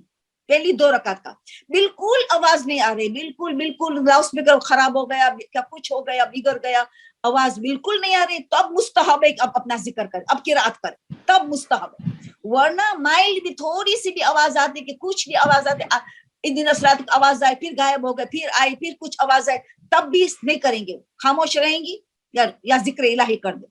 خاموش رہنا ان کے لیے مشکل ہے تو پھر ذکر الہی کر لے, کیونکہ آواز آتی ہے غائب ہوتی ہے, آواز ہوتی ہے غائب. مگر بالکل نہیں آتی ہے تو اجازت ہے, تو مستحب ہے کہ اپنا قرات کرے. ٹھیک ہے. دوسرا سوال یہ کہ سورہ جمعہ کی پہلی رکعت میں, نماز جمعہ کی پہلی رکعت میں سورہ جمعہ اور دوسری رکعت میں سورہ منافقون یا اخلاص میں سے کیا پڑھنا ہے؟ پہلی رکعت میں سورہ جمعہ, دوسری رکعت میں سورہ منافقون. ہائیسٹ ثواب چاہیے تو پہلی رکعت میں پہلی رکعت میں ظہر کی نماز آپ گھر میں پڑھنا چاہتے ہیں, قرآن میں دیکھ کے پڑھنا, بھلے مکروہ ہے مگر پھر بھی ثواب بہت زیادہ ہے. پہلی رکعت میں نماز سورہ جمعہ اور دوسری میں سورہ منافقون. ٹھیک ہے, تھینک یو. اوکے. اب ہاں, تو یہ چیز ایک یاد رہے کہ ہم بعد جماعت نماز ہم پڑھتے ہیں تو مسائل صحیح پہلے آنا چاہیے. ایسا نہ ہو کہ ہمیں مسائل میں تھوڑی کمی ہے اور ہم نے نماز جماعت شروع کر دیا. پہلے صحیح مسائل سیکھ لو تو اتنا زیادہ ثواب. ابھی میں نے شروع میں فضیلت بتا لی, کتنا زیادہ ثواب. ایک آخری سوال عدالت. ہمیں کس سے پتا چلے کہ پریزنٹ امام, ہم نے تو نیت کی کہ آج پریزنٹ امام کے پیچھے میں نماز پڑھتی ہوں. عادل شرط ہے کہ عادل ہونا ہی چاہیے.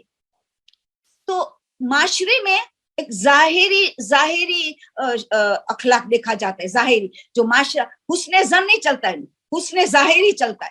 حسن زن ہم ایسا کریں گے کہ ہم نے کسی کو دیکھا کہ ٹھیک سے ہاتھ میں شراب کی بوتل تھی, تو ہم کہیں گے کہ شاید اس کو ڈاکٹر نے کہا ہے پینے کے لیے, شاید ہم کہیں گے کہ یہ غلط فہمی میں خالی اس میں اور کچھ ہے وغیرہ. ہم حسن زن رکھیں گے, اس کی غیبت نہیں کریں گے, کسی کو بتائیں گے نہیں, ہم حسن زن کریں گے کیونکہ ہمیں یقین نہیں ہے کہ واقعی شراب کی بوتل.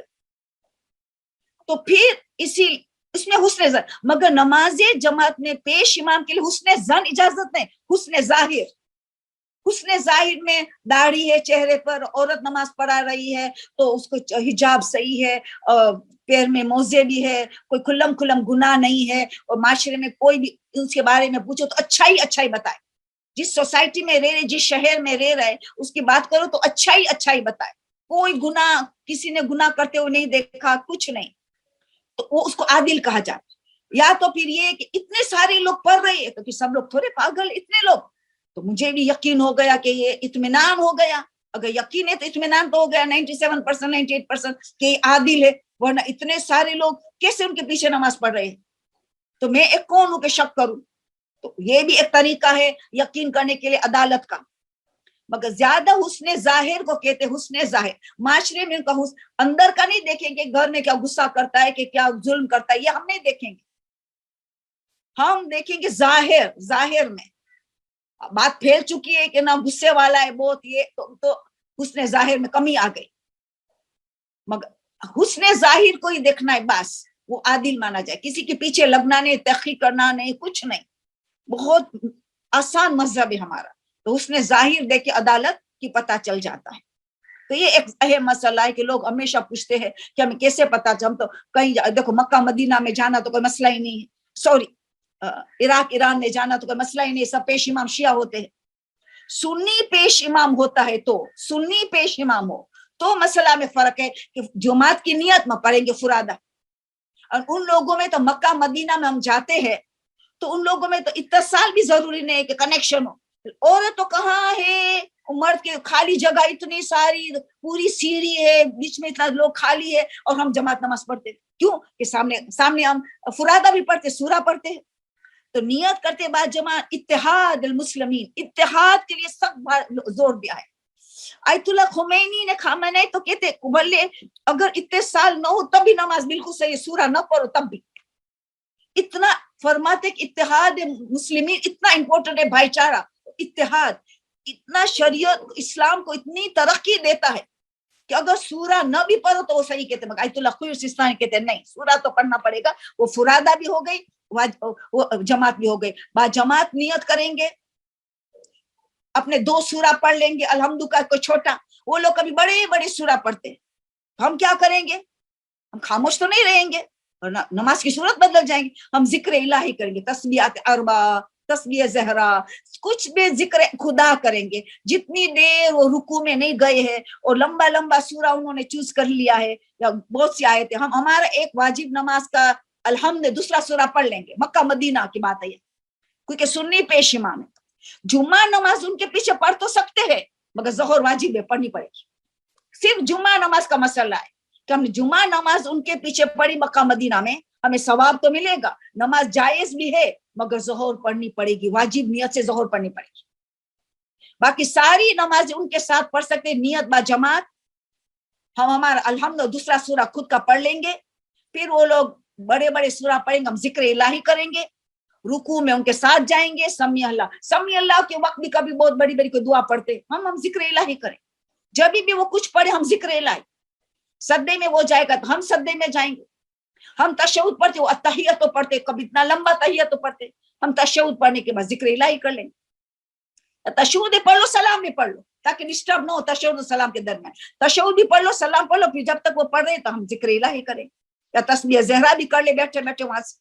وہ بڑے پڑھتے اپنے تحیۃ چلتا ہے, آپ تحیۃ, آپ تشہد بھی پڑھ لے, سلام بھی پڑھ لے اور تسبیح زہرا کر لے, آپ کی تاکیبہ شروع کر دیں.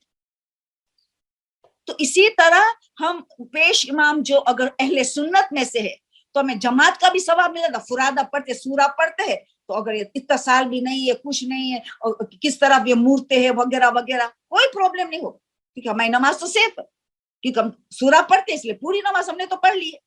نیت اور ان کے ساتھ رکوع سجود کرنے میں ہمیں نماز جماعت کا ثواب ملتا ہے. اتحاد بین المسلمین, اتحاد بین المسلمین اتنا امپورٹنٹ ہے بہت زیادہ. ہر چیز ان کے ساتھ کرو.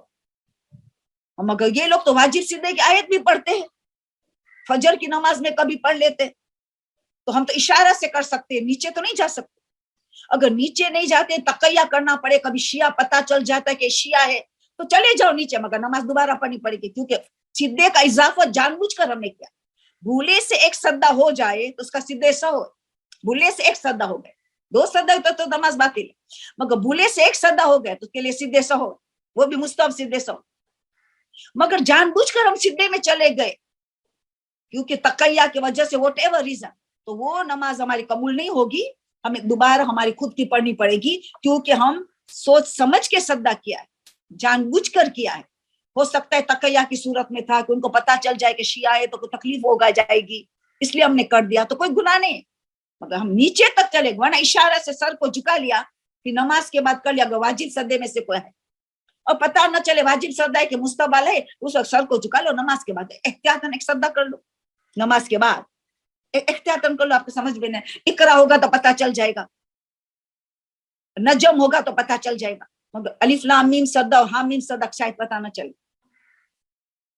تو یہ پیش امام سنی ہے تب بھی ان کا یہ مسئلہ ہے کہ ہمیں یہ کوشش کرنی چاہیے کہ پیش امام کے ساتھ مکہ مدینہ میں بھی نماز پڑھے, بھائی چارہ قائم کرے, اس میں اسلام کو بہت ترقی حاصل ہوتی ہے.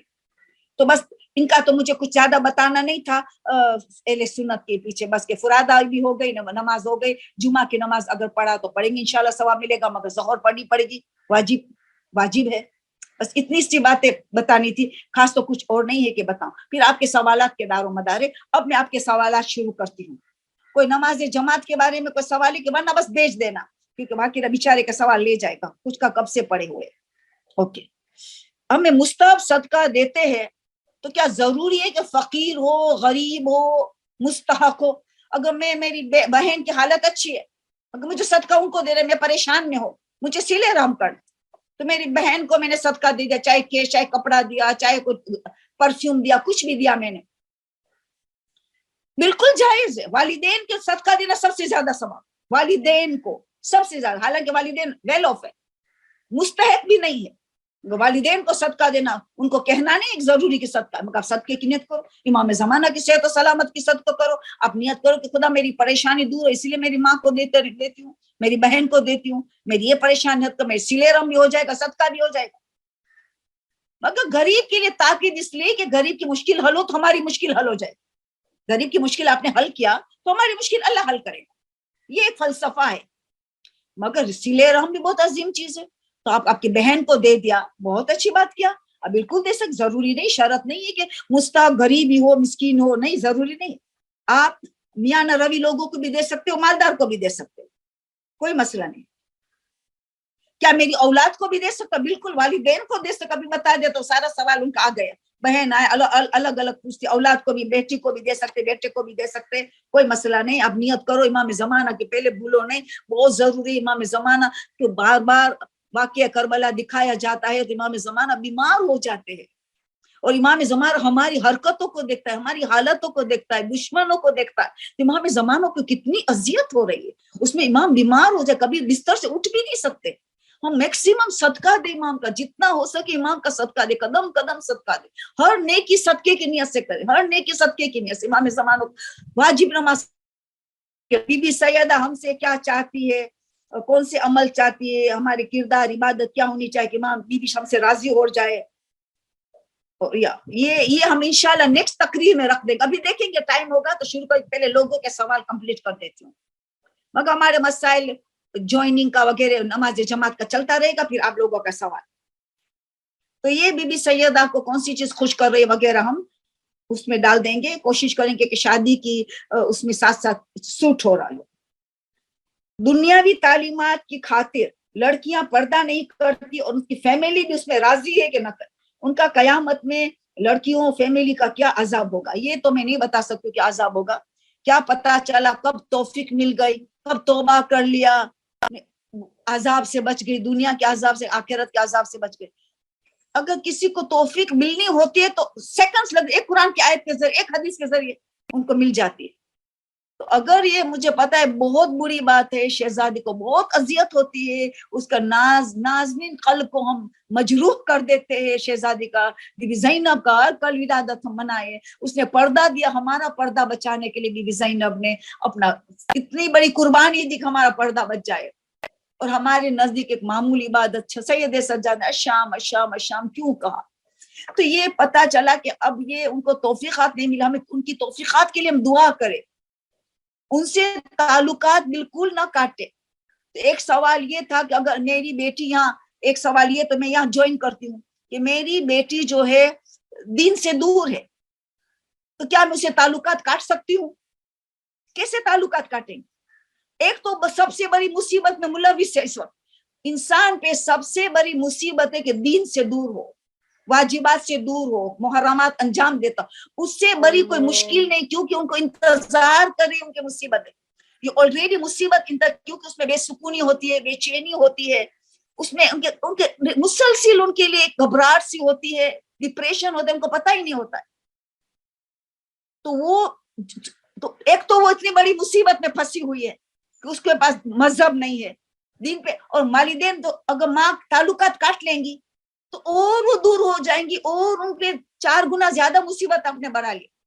تو یہ تو گناہ ہوگا ان سے تعلقات نہیں کرتے. ہماری تربیت میں ہو سکتا ہے گڑبڑ ہو گئی, ہم نے بہت آزادی دے دی, دوستوں کے ساتھ چھوڑ دیا, ہم نے تربیت میں بہت لاڈ پیار دے دیا, یا ہمارے میاں بیوی کی جھگڑا میں ایسے ہو گئی کہ دین سے دور ہو گئی. پہلے اپنے کو ٹٹولے کہ what we have done wrong, ہم نے کیا غلطی کری ہے, اس لیے بچی دین سے دور ہو گئی ہے. غلط دوستی میں چلے گی, ہمیں پتہ بھی نہ چلا, ہم نے چیکنگ بھی نہیں کیا کہ غلط دوستی میں چلے جا رہی ہے, وہ دین پہ عمل نہیں کر رہی ہے. تو تعلقات تو سلے, بلڈ ریلیٹڈ تو کاٹ ہی نہیں, بلکہ آیت اللہ سستانی کو تو احتیاط واجب لگائیے کہ 3 دن سے زیادہ کوئی مومنین مومنات ایک دوسرے سے قطع تعلق نہیں کر سکتے, قطع تعلق نہیں کر سکتے, احتیاط واجب لگائی. جائز ہی نہیں ہے, جائز نہیں. جس کے ساتھ قریبی, کسی بھی قسم کا قریبی رشتہ ہو, قریبی دوستی ہو, 3 دن سے زیادہ اگر قطع تعلق کر دیا تو فرماتے احتیاط واجب ہے کہ یہ حرام ہے, جائز نہیں ہے, جائز نہیں, حرام ہے, احتیاط واجب لگائی. تو آپ ایسی بیٹی جو مذہب سے دور ہے, تو آپ ان کے کھانے پینے میں دم کرے, دعائے توسل, حدیث قصہ یا ودود, یہ چیز اللہ کا نام, قرآن کی سورہ, دعائے دم کرے, یہ نیت سے خدا رائے حق پہ آ جائے, رائے حق پہ آ جائے, اور آپ اعمال کرے, استغاثہ کرے.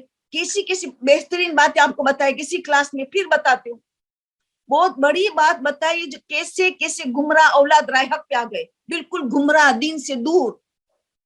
نماز شب کے وقت 11 رکعت نماز شب کا طریقہ 1 گھنٹہ لگے گا یا پونا گھنٹہ لگے گا اگر آپ فاسٹ ہو. پہلی 2 رکعت جو ہے اس میں الحمد کے بعد 30 قل احد, دوسرے میں 30 قل, سورہ توحید. پہلی 2 رکعت نماز شب میں, اس نیت سے کہ میری اولاد جو گمراہ ہے رائے حق پہ آ جائے. یہ سب کچھ کرنا پڑے گا, تعلقات تھوڑی کٹ ہو سکتی ہے, ہرگز نہیں. تو پھر یہ 2 رکعت پہلی شب کی پڑھیں گی 30 قل اللہ, دوسری 4 رکعت نماز جعفر تیار, 4 رکعت ہے نا, 2/2, 6 ہو گئی. آخری 2 رکعت میں, پہلی رکعت میں سورہ دہر الحمد کے بعد, یعنی دوسری میں الحمد کے بعد سورہ ملک, پھر شفا وتر نارمل. پہلی 2 میں الحمد کے بعد 30 سورہ اخلاص, بٹ دونوں میں سیم. دوسری 4 رکعت میں نماز جعفر تیار 6 ہو گئی. آخری 2 نماز شب میں دہر اور ملک, سورہ فاتح کے بعد پھر شفا وتر. اولاد نیک ہونے کی دعا, گمراہی سے دور ہو جائے, اتنی مجرب نمازیں. ایک عورت نے تو 7 دن پڑھا, وہ معجزہ دیکھا, 7 دن پڑھا. کچھ لوگوں نے 3 دن میں معجزہ دیکھا, کچھ لوگ نے 1 دن میں بھی معجزہ دیکھا. ہمارے پاس خزانہ ہے, خزانہ, بہت سی باتیں, کھانے پینے میں دم وغیرہ بہت سی چیزیں ہیں. تو آپ ان کو قریب لے کے آؤ, پیار محبت سے لے کے آؤ.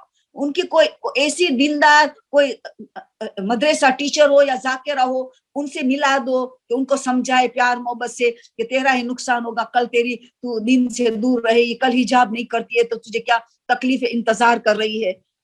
فَمَنْ يَعْمَلْ مِثْقَالَ ذَرَّةٍ شَرًّا يَرَهُ, atom of good, evil you do, you could see, atom, ذرہ برابر نے بدی کی تو ہم اس کا دیکھنے والے, دنیا میں یا قبر میں یا قیامت.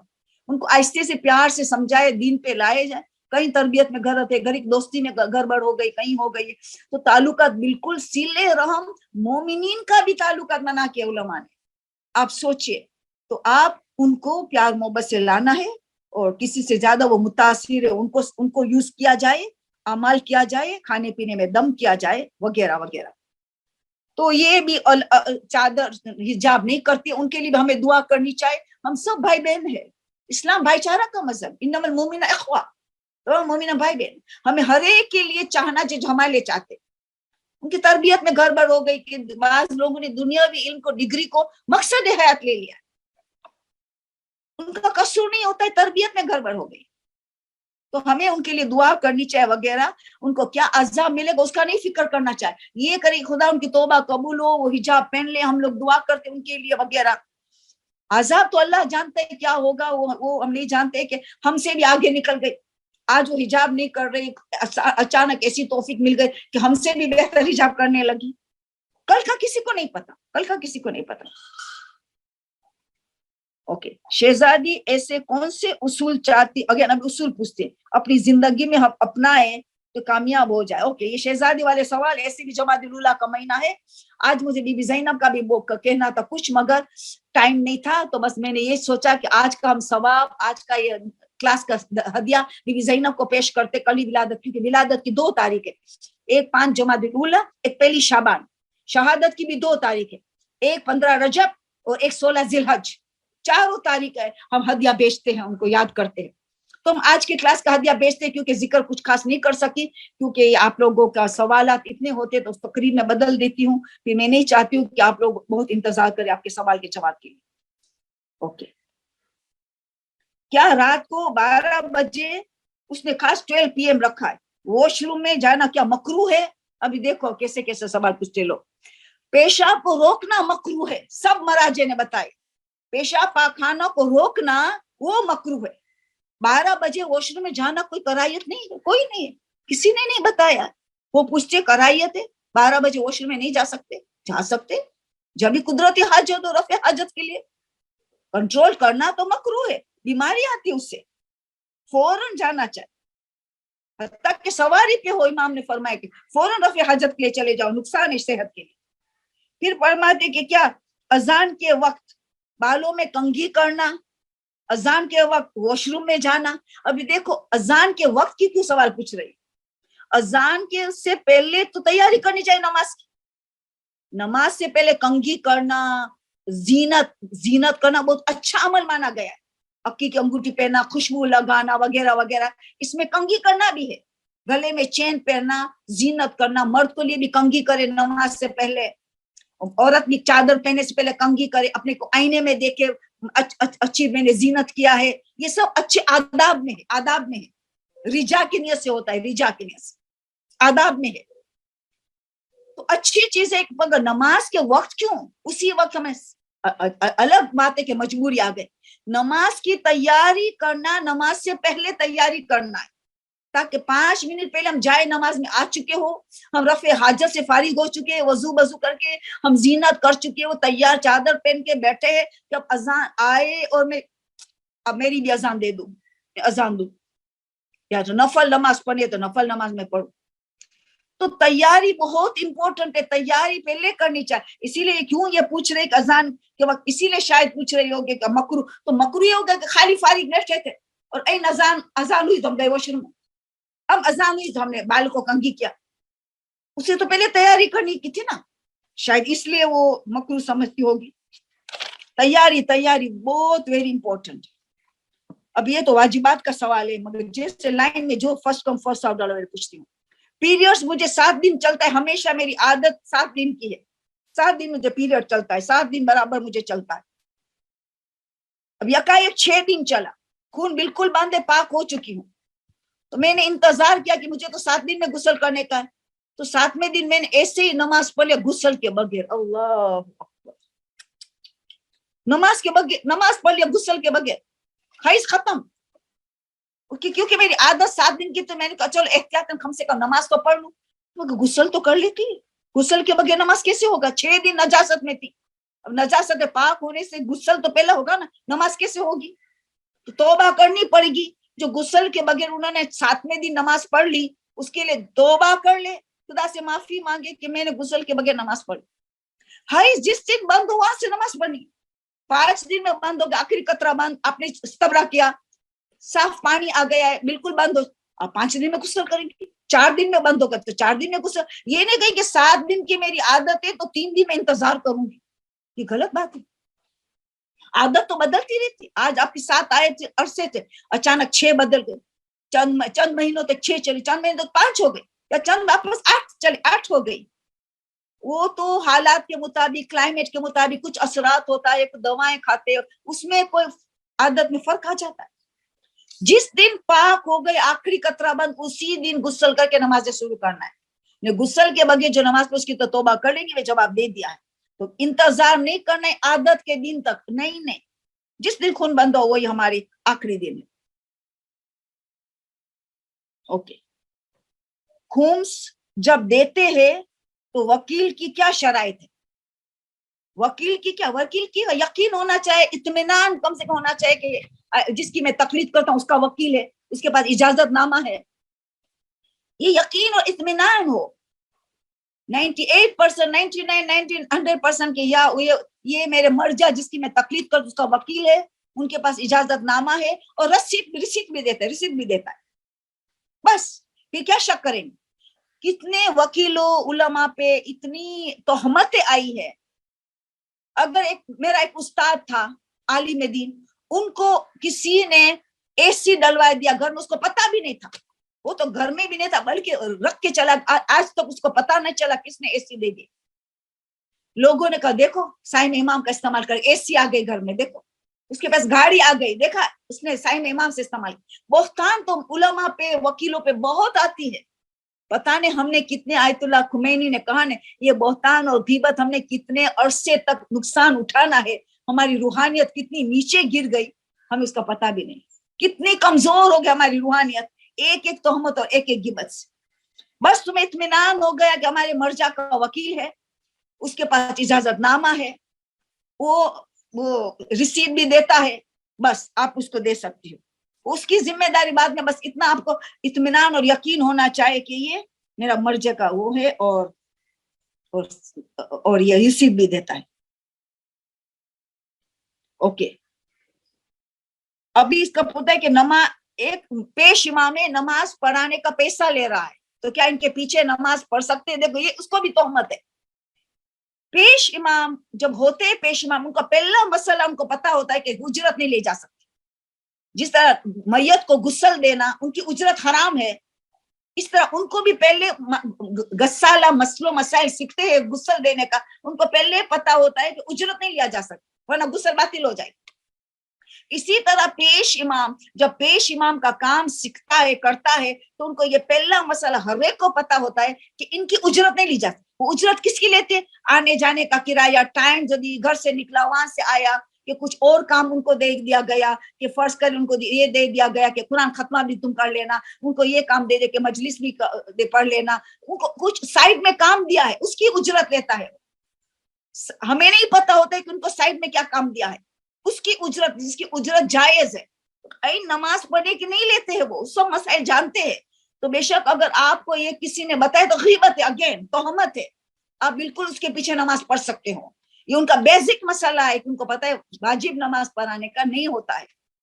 मगर यही पेश इमाम लोग मरहूमों की नमाज पढ़ते हैं, यही पेश इमाम मरहूम का रोजा रखते हैं, उसके पैसे लोग उनको देते हैं, कुछ हदिया देते हैं कि पेश इमाम हमें उसके पीछे नमाज पढ़ते हैं, कितनी अच्छी नमाज पढ़ाता है, चलो उनको हदिया दे, हदिया देते। कभी ओहदेदार हदिया देते कि कितना बेचारा गरीब है तो चलो उनको हदिया दे, तो एक गरीब के हिसाब से हदिया दिया। तो हमने कहा कि नमाज का पैसा ले, नमाज का नहीं लेते हैं लोग, ये बेसिक मसला है। जिस तरह मैयत के गुस्ल का बेसिक मसला है, उजरत नहीं ली जा सकती। तो आप ये शक शुबा छोड़ दो, वो पेश इमाम के पीछे आप बिल्कुल नमाज पढ़ सकते। बस ये मेन हो गया है। अभी आपका कोई सवाल हो तो कर लो, یہ دوسرا تقریر کے صورت میں، وہ تقریر میں ڈالوں گی. دوسرا سوال تقریر جیسا ہے، تقریر. کافی سارے سوالات جمع ہو چکے ہیں. سب سے پہلے تو جو نماز آپ نے بتائی، نماز شب والی، وہ کافی لوگوں سے مس ہو گئی ہے، تو اگر وہ آپ ایک دفعہ اور ریپیٹ کر دیں، جو 30 ٹائمز. نیک اولاد کو نیک بنانا. تو آپ شوہر کی نیت بھی کر سکتے، شوہر کو نیک بنانا. اس نے کہا شوہر بے مزاج کا ہے، بہن سے بات کرنے نہیں دیتا ہے، چلاتا ہے، چکتا ہے. ہر روز یہ مسائل آتے ہیں میرے پاس، ہر روز یہ شوہر کا بھی پرابلمس، اولاد کا بھی پرابلم، یہ ڈیلی پرابلمس. آپ نماز شب جو 11 رکعت ہے نا، تو اولاد کی نیک ہونے کی نیت کر لو، شوہر کی نیک ہونے کی نیت کر لو، گھر والے سب نیک ہو جائے. 11 رکعت اس نیت سے پڑھیں گے. اس کی ترتیب اس طرح ہے. پہلی 2 رکعت نماز شب ہم پڑھتے ہیں، اس میں پہلی رکعت میں الحمد کے بعد 30 ٹائمز، 30 مرتبہ سورہ اخلاص، قل هو اللہ احد. پہلی میں بھی یہ، دوسری رکعت میں بھی الحمد کے بعد 30 ٹائمز سورہ اخلاص. دونوں رکعت ہو گئی. ابھی دوسری 4 رکعت پڑھیں گے نماز جعفر تیار، نماز شب کے ساتھ ملائیں گے. نماز شب پڑھ رہے، نماز جعفر تیار کے ساتھ نیت ملا کے 4 رکعت یہ ہو گئے. شب اور جعفر تیار ایک ساتھ ہو گئے، 6 ہو گئی. 7ویں اور 8ویں ابھی آخری 2. پہلی رکعت میں الحمد کے بعد سورہ فاتح کے بعد سورہ دہر، 76 نمبر کا سورہ حل اتا، حل اتا بھی کہتے سورہ حل اتا، سورہ انسان بھی کہتے. سورہ دہر جو بی بی کے شان میں، ان لوگوں کی شان میں نازل ہوا تھا، اہل بیت کی شان میں. یہ پہلی رکعت میں الحمد کے بعد، اور دوسری میں الحمد کے بعد سورہ ملک. سورہ ملک ہمیں پتہ ہے عالم برزخ کا سورہ ہے، بہت سے فوائد ہے، مگر خاص عالم برزخ کے لیے آسانی گزرتی ہے. یہ دوسری رکعت میں پڑھنے کا. بس 8 رکعت ہو گئی. پھر شفا اور وتر، اسی طرح شفا اور وتر جیسے ہم ہر روز پڑھتے، اسی طرح سورہ ناس و فلق پڑھ کے شفا پڑھ لیا. پھر ہم قنوت پڑھنا ہے تو رجا کی نیت سے قنوت پڑھ سکتے شفا میں بھی. اور وتر کی وہ سب سے جان ہے، اور وتر کا قنوت پوری نماز کا جان ہے، بہت امپورٹنٹ ہے. صلاۃ الوتر کی شفا بھی اتنی امپورٹنٹ ہے، شفا کی بہت احتیاط سے پڑھے. وہ 3 رکعت تو خاص تحفہ رسول کو سب سے پہلے 3 رکعت کا تحفہ ملا ہے. پھر نافل شب آ گئی. یہ 8 رکعت نافل شب ہے. حقیقت میں شب، تہجد، شفا اور وتر ہے، وہ ان کو بیسٹ انداز سے پڑھی جائے. 8 ان کی نفل ہے، شفا و وتر. اچھا، اس کے علاوہ ایک سوال نماز جماعت کے بارے میں آیا ہے کہ اگر کسی عورت کے لیے گھر سے باہر جا کے اور جماعت میں شامل ہونا نہیں ہو پاسبل، تو گھر رہ کے کیا کوئی طریقہ ہے کہ جماعت نماز والا ثواب حاصل کیا جا سکے؟ با جماعت نماز میاں بیوی اگر اپنے شوہر کو وہ عادل سمجھتی ہے، اس کا شوہر تقوی والا ہے، یا خدا نخواستہ گناہ ہوگا تو استغفار کر لیا، نماز سے پہلے توبہ کیا، خدا سے استغفر اللہ بھی بات تو بولے، استغفر اللہ بھی بات، خدا میری عدالت کو واپس کر دے. اللہ عدالت واپس پلٹ جاتے توبہ سے. اسی لیے آپ دیکھیں گے کئی پیش امام پہلے استغفار کریں گے، خود کو یقین کرواتے کہ ہماری عدالت، خدا نخواستہ کوئی غلطی ہو گئی تو عدالت واپس پلٹ کے آ جائے. تو اگر شوہر اور میاں بیوی بھی پڑھ سکتا، ایک آدمی مرد پڑھا رہا ہے، بیوی پڑھ رہے، اس کے پیچھے کھڑی ہو جائے گی، رائٹ سائڈ میں تھوڑا پیچھے کھڑی ہو جائے گی. اس طرح کہ شوہر ان کا جب گھٹنوں سدے میں رکھے گھٹنوں، تو عورت کی پیشانی، وہ شوہر کا گھٹنوں اور عورت کی پیشانی اتنا ڈسٹینس میں کھڑی رہے، رائٹ سائڈ میں پیچھے کھڑی رہے. تو گھر میں بھی پڑھ سکتے، باپ بیٹا بیوی سب گھر میں پڑھ سکتے نماز جماعت. اگر پرانے مگر عورت کے پیچھے نماز پڑھ سکتے، مگر عورت کے پیچھے مرد نماز نہیں پڑھ سکتا ہے. سگا بیٹا کیوں نہ، وہ نہیں پڑھ سکتا. عورت کے پیچھے نماز کا ایک عظیم شرط یہ ہے کہ عورت بیچ میں، پہلی لائن کے بیچ میں کھڑی رہیں گی، آگے نہیں کھڑی رہ سکتی. پیش امام اگر عورت کو پڑھا رہی ہے، مرد کیوں آگے کھڑا رہتا ہے؟ مرد اگر پیش امام ہے تو مرد پیچھے ہوتے ہیں، عورت اس کے پیچھے ہوتے ہیں، تو مرد آگے کھڑا رہتا ہے. مگر اگر عورت کو نماز پڑھا رہے تو وہ آگے نہیں کھڑی رہ سکتی، اس کو پہلی لائن کے بیچ میں کھڑا رہنا ہے. دائی بائی نمازی عورت تو کھڑی رہیں گی، مگر وہ بھی پڑھا سکتی ہے. مگر مرد اور عورت کے درمیان میں کوئی چیز حائل ہو تو چل جاتا ہے، پارٹیشن ہو. مگر سب مرد پڑھے تو پارٹیشن نہیں ہو سکتے، نماز جماعت نہیں ہو، کوئی چیز حائل نہ ہو، صرف مرد اور مرد کو پڑھا رہے. عورت ہو تو پھر پارٹیشن آتا ہے، پارٹیشن کی بات آتی ہے. Okay thank you. اچھا ایک سوال یہ ہے کہ قنوت میں سورہ فلق کی ریسیٹیشن کی جا سکتی ہے؟ ہاں بالکل، کیونکہ ایک دعا ہے سورہ فلق بھی ناس بھی قنوت میں بالکل ذکر کر جا سکتی، کیونکہ ایک دعا بھی سورت میں ہے. جس طرح کہ سورہ فاتح آدھا حصہ دعا ہے، ہم قنوت میں پڑھ سکتے ہیں کیونکہ دعا ہے. ہم اللہ سے مانگ رہے، پناہ مانگ رہے، اللہ کی مدد مانگ رہے ہیں کہ بچا دے ہمیں جادوگروں سے، حاسدوں سے. ایک دعا ہے، بالکل قنوت میں پڑھ سکتے ہو دونوں فلق الناس. ٹھیک ہے. اس کے علاوہ خمس کے بارے میں ایک سوال ہے کہ کیا دختری حق پہ خمس نکالنے کی تاکید ہے؟ دختری حق پہ مجھے اس کا مطلب نہیں پتا ہے، لیکن سوال یہ کہ کیا دختری حق پہ خمس نکالنے کی تاکید ہے؟ مجھے نہیں آتا ہے مسئلہ، میں نہیں سمجھتی ہوں. ان کو بول دو نیکسٹ ٹائم دوبارہ پوچھے. جن کا سوال ہے کائنڈلی وہ دوبارہ سے اس کو پوچھ لیں. ایک سوال یہ کہ اگر کوئی لڑکا یا لڑکی خود نماز ادا کرنے کا پابند نہ ہو، پیرنٹس کے بہت سمجھانے کے باوجود، تو کیا اس کے لیے بھی نمازی اسپاؤس چوز کرنا مسٹ ہے؟ ہاں جو کہ بے نمازی ہے، بے نمازی چنیں گے ایکچولی خبیث کے ساتھ ہوتا ہے تو شادی کامیاب ہوگی ہوگا. ایک بے نمازی کے ساتھ نمازی لڑکی آپ ڈھونڈیں گے تو ان کو پہلے سے بتانا پڑے گا کہ تیرے میں وہ ہے برداشت کہ اس کو نمازی بنا سکیں گی. بہت ریئر ہوتا ہے کہ نمازی بنا سکتی ہے. وہ ہاں تو کہہ دیتا ہے کہ شادی کرنی ہوتی ہے ان کو، مگر بہت ریئر ہوتا ہے کہ ایک بے نمازی اللہ کو نہیں جانتا تو اس بیوی کو کیسے جانے، شریعت کو کیسے جانتا؟ نہیں جانے گا. ظلم کرے گا اس کو کوئی فرق نہیں پڑے گا. نماز انسان کو نرم بناتی ہے، رائے حق پہ لاتی ہے، اللہ کو پہچانتا ہے تو بندوں کو پہچانے گا. تو پھر مشکل ہے کہ بے نمازی کو نمازی لڑکی ڈھونڈنا. تو والدین یہ کر رہے ہیں تو بس لڑکی کو کلیئر بتانا پڑے گا کہ کیا تیرے میں ہمت ہے، کھانے پینے میں دم کرنا پڑے گا، تو اس کو پیار محبت سے لائیں گی نماز میں، اس کو سب بتانا پڑے گا کہ اس میں ہمت ہے، برداشت کر سکتی ہے. اس کو بتا دو کہ جو اللہ کو نہیں جانتا ہے تو تجھے جاننے میں دیر لگے گی، مگر تو تیری ساری صلاحیت استعمال کر، تو ان کو بدلیں گی تو تیری کتنی بڑی عاقبت بن جائے گی کہ تو ایک بے نمازی کو نمازی بنا لیا. ہمت ہے تو اچھی بات ہے. ایسے ریئر کیسز ملے ہیں، بہت ریئر کیسز ملے ہیں کہ بے نمازی کو نمازی بنائیے، کہ شرابی کو شراب بند کے. بہت ریئر. میجورٹی شراب بند کیا واپس شروع کر دیا، نمازی شروع کیا پھر واپس اصل بے نمازی میں آ گیا. ایسے قصہ ہمارے پاس زیادہ ہے. تو پھر بچے بھی کہتے ہیں ابو کیوں نماز نہیں پڑھتے، آپ کیوں مجھے فورس کرتی ہو؟ ابو تو نہیں پڑھتے ہیں. بچے فوراً کہتے بابا تو نہیں پڑھتے، آپ مجھے کیوں فورس کرتے ہیں؟ تو وہ کیا کہے جواب دے.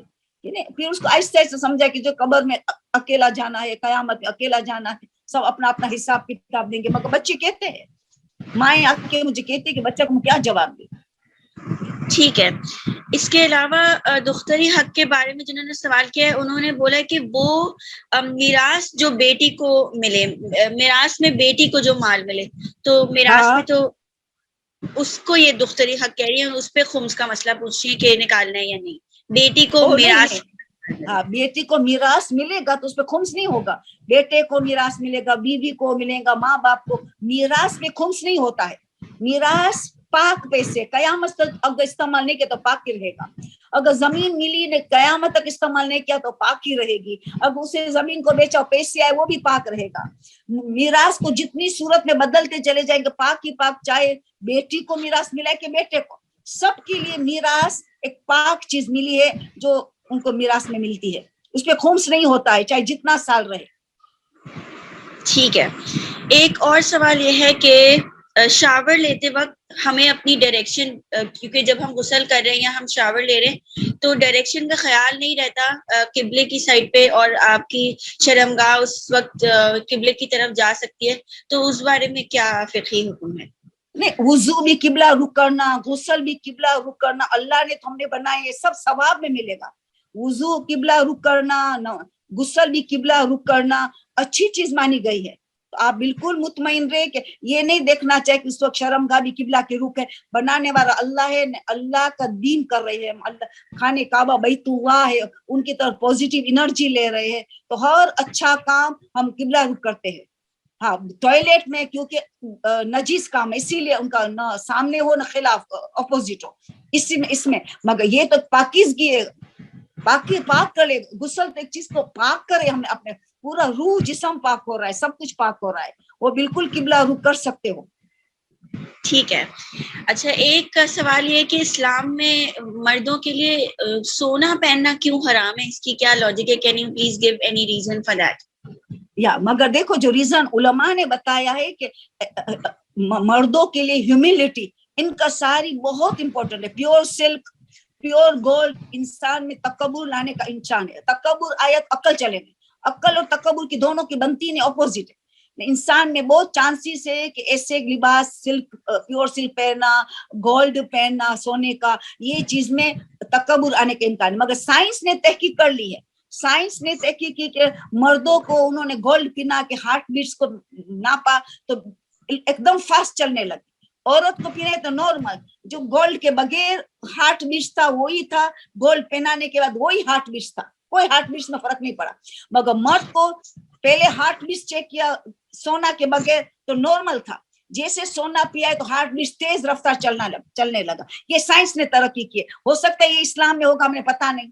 اب علماء زیادہ مثال دیتے کہ جو رسول نے بھی وہ کرسچن کے نجران کو ملنے کے کہا پہلے یہ لباس, یہ پہلے گولڈ پہنے, پہلے اتار دو تو میں مل سکوں تمہیں, کیونکہ اس سے ایک تکبر کی جھلک پیدا ہوتی ہے انسان میں. ہیوملٹی تو بہت امپورٹنٹ ہے مردوں کے لیے, تو عورت سے بھی زیادہ ضروری ہے کہ ہمبل ہو, ہیوملٹی ہو, انکساری ہو, عاجزی ہو, بہت امپورٹنٹ ہے. ان چیزوں سے اسلام نے ہمیں بچایا ہے. Okay, time is almost finished. اگر آج اجازت تو ایک سوال اور لے لیں, ادروائز ایک سوال لے لو. قرض کہہ رہی ہیں کہ میں بہت کوشش کرتی ہوں اپنے اوپر سے قرض اتارتی رہوں, اور I work hard to pay off, لیکن مسلسل قرض سے جان نہیں چھوٹ رہی ہے. تو کوئی دعا یا کچھ بتا دیجیے تاکہ اس کو اتارا جا سکے. سورہ العادیہ معجزہ کا کام کرتا ہے. مگر پہلے تو کوشش کرے قرض نہ لے. قرض لینا رہتا ہے نیند کو بیچنا ہے. جتنا ہو سکے انسان کوشش کرے قرض نہ لے, کفایت شعار سے کام کرے, قناعت سے کام کرے, کنٹینٹمنٹ سے کام کرے. یہ بہت ضروری ہے, کیونکہ کسی کا قرض لینا واپس کرنا بہت اہم ہے. تو پھر پہلے تو کوشش یہ کرے کہ قرض نہ ہی لے. مجبوراً لینا پڑا تو پھر کفایت شعار سے کام کرے, کھانے پینے میں فرق کرے, لباس پہنے اٹھنے میں فرق پڑے, مگر تھوڑا بچاتے بچاتے قرض ادا کرنے کی کوشش کرے. مگر سورہ العادیہ 100 نمبر کا سورہ نمبر 100 ہے, جو امام علی کے شان میں نازل ہوا ہے. بہت زبردست سورہ امام علی کے شان میں نازل ہوا ہے. تو یہ سورہ جتنی مرتبہ پڑھو, صبح شام ہر نماز کے بعد جب بھی ٹائم ملا 100 مرتبہ پڑھو, 50 مرتبہ پڑھو, 20 مرتبہ پڑھو, ڈیلی پڑھو. مگر ڈیلی جتنی مرتبہ پڑھو, نمبر نہیں بتائے, جتنا پڑھتے چلے جاؤ گے یوں آپ کا قرضہ معجزہ کی طرح ادا ہوتا چلا جائے. اور کتنے لوگوں نے آزمایا بھی ہے. اور خمس پابندی سے دو, وہ بھی بہت مدد کرتا ہے کہ سیونگز میں خمس میں گڑبڑ نہ ہو. تو خمس کے بغیر بہت رسک میں مسئلہ آ جاتا ہے, خمس کے بغیر بہت پرابلمس آ جاتا ہے. تو یہ خمس کی بھی چیکنگ کرو, حساب کتاب کرو کہ کہیں خمس میں تو گڑبڑ نہیں ہے. گڑبڑ ہے تو وکیل سے ملاقات کرو, مصالحت کرو, تاکہ ایک مرتبہ خمس کی صفائی ہو جائے تو پھر مسئلہ ایک طرف کی آسان ہو جائے گا. تو پھر آپ انشاءاللہ سورہ العادیہ کا سہارا لے. سورہ قدر بھی بتایا ہے کہ قرض ادا جلدی ہو جاتا ہے سورہ قدر سے, مگر سورہ عادیہ کی بہت معتبر روایت ہے. ٹھیک ہے آنٹی, سوالات اب انشاءاللہ نیکسٹ ٹائم جی ایسے آپ بھیج دینا ایڈوانس میں تو بہت اچھا رہتا ہے. ٹھیک ہے نا, انشاءاللہ. خدایا ہم دعا گو ہے کہ خدایا بی بی زینب کا واسطہ ابھی ولادت گزری ہے اور ایام فاطمیہ آ رہے, شہزادی فاطمہ زہرا علیہ السلام کا واسطہ زینب کبریٰ سلام علیہ کا واسطہ, امام زمانہ کا واسطہ, ہم جو علم حاصل کر عمل کرنے کی توفیق عطا کر. پروردگار خاص ہمارے گھروں کو ہم سکون کا گہوارہ بنائے, ہماری اولاد کے بہترین تربیت دے, ہمارے شوہر کی نئی سرے سے تربیت کرے. جن کو تربیت نہ ملی, ہمیں تو تربیت کی صلاحیت تو ہم نے دی ہے, خدا ہمیں توفیق کہ ہمارے شوہر کے ظلم کو ہم برداشت کر کے ان کی نئی سرے سے تربیت کر کے ان کو جہنمی کو جنتی بنا دے. ایسی ہم نے توفیق عطا کر. ہمارے میں صبر و قناعت کا جذبہ پیدا کر. خدایا ہمیں ہماری صلاحیت کو استعمال کرنے کا بھی توفیق عطا کر. پروردگار بی بی فاطمہ امام زمان ہم سے راضی و خوشنود رہے, ایسی ہم نے توفیق عطا کر. ہر حال میں ہماری بی بی زینب, بی بی فاطمہ, بی بی خدیجہ, بی بی معصومہ, یہ ہماری بی بی نرجس خاتون, یہ سب عظیم بیبیاں ہم سے خوش اور راضی رہے، اس کے نقش قدم چلنے کی توفیق عطا کر پروردگار، واسطہ تجھے شہزادی فاطمہ انہی کا فرزند امام زمانہ کے سور میں تاجیل فرما، ہمیں ان کا نادر ناصر و مددگار میں شامل فرما، آمین ثم آمین۔ سبحان ربک رب العزت عما یصفون وسلام علی المرسلین والحمد للہ رب العالمین۔ اللہم صل علی فاطمہ وابیہا وبعلیہا وبنیہا وسر المستودع فیہا بعدد ما احاط بعلمک واساقطہ۔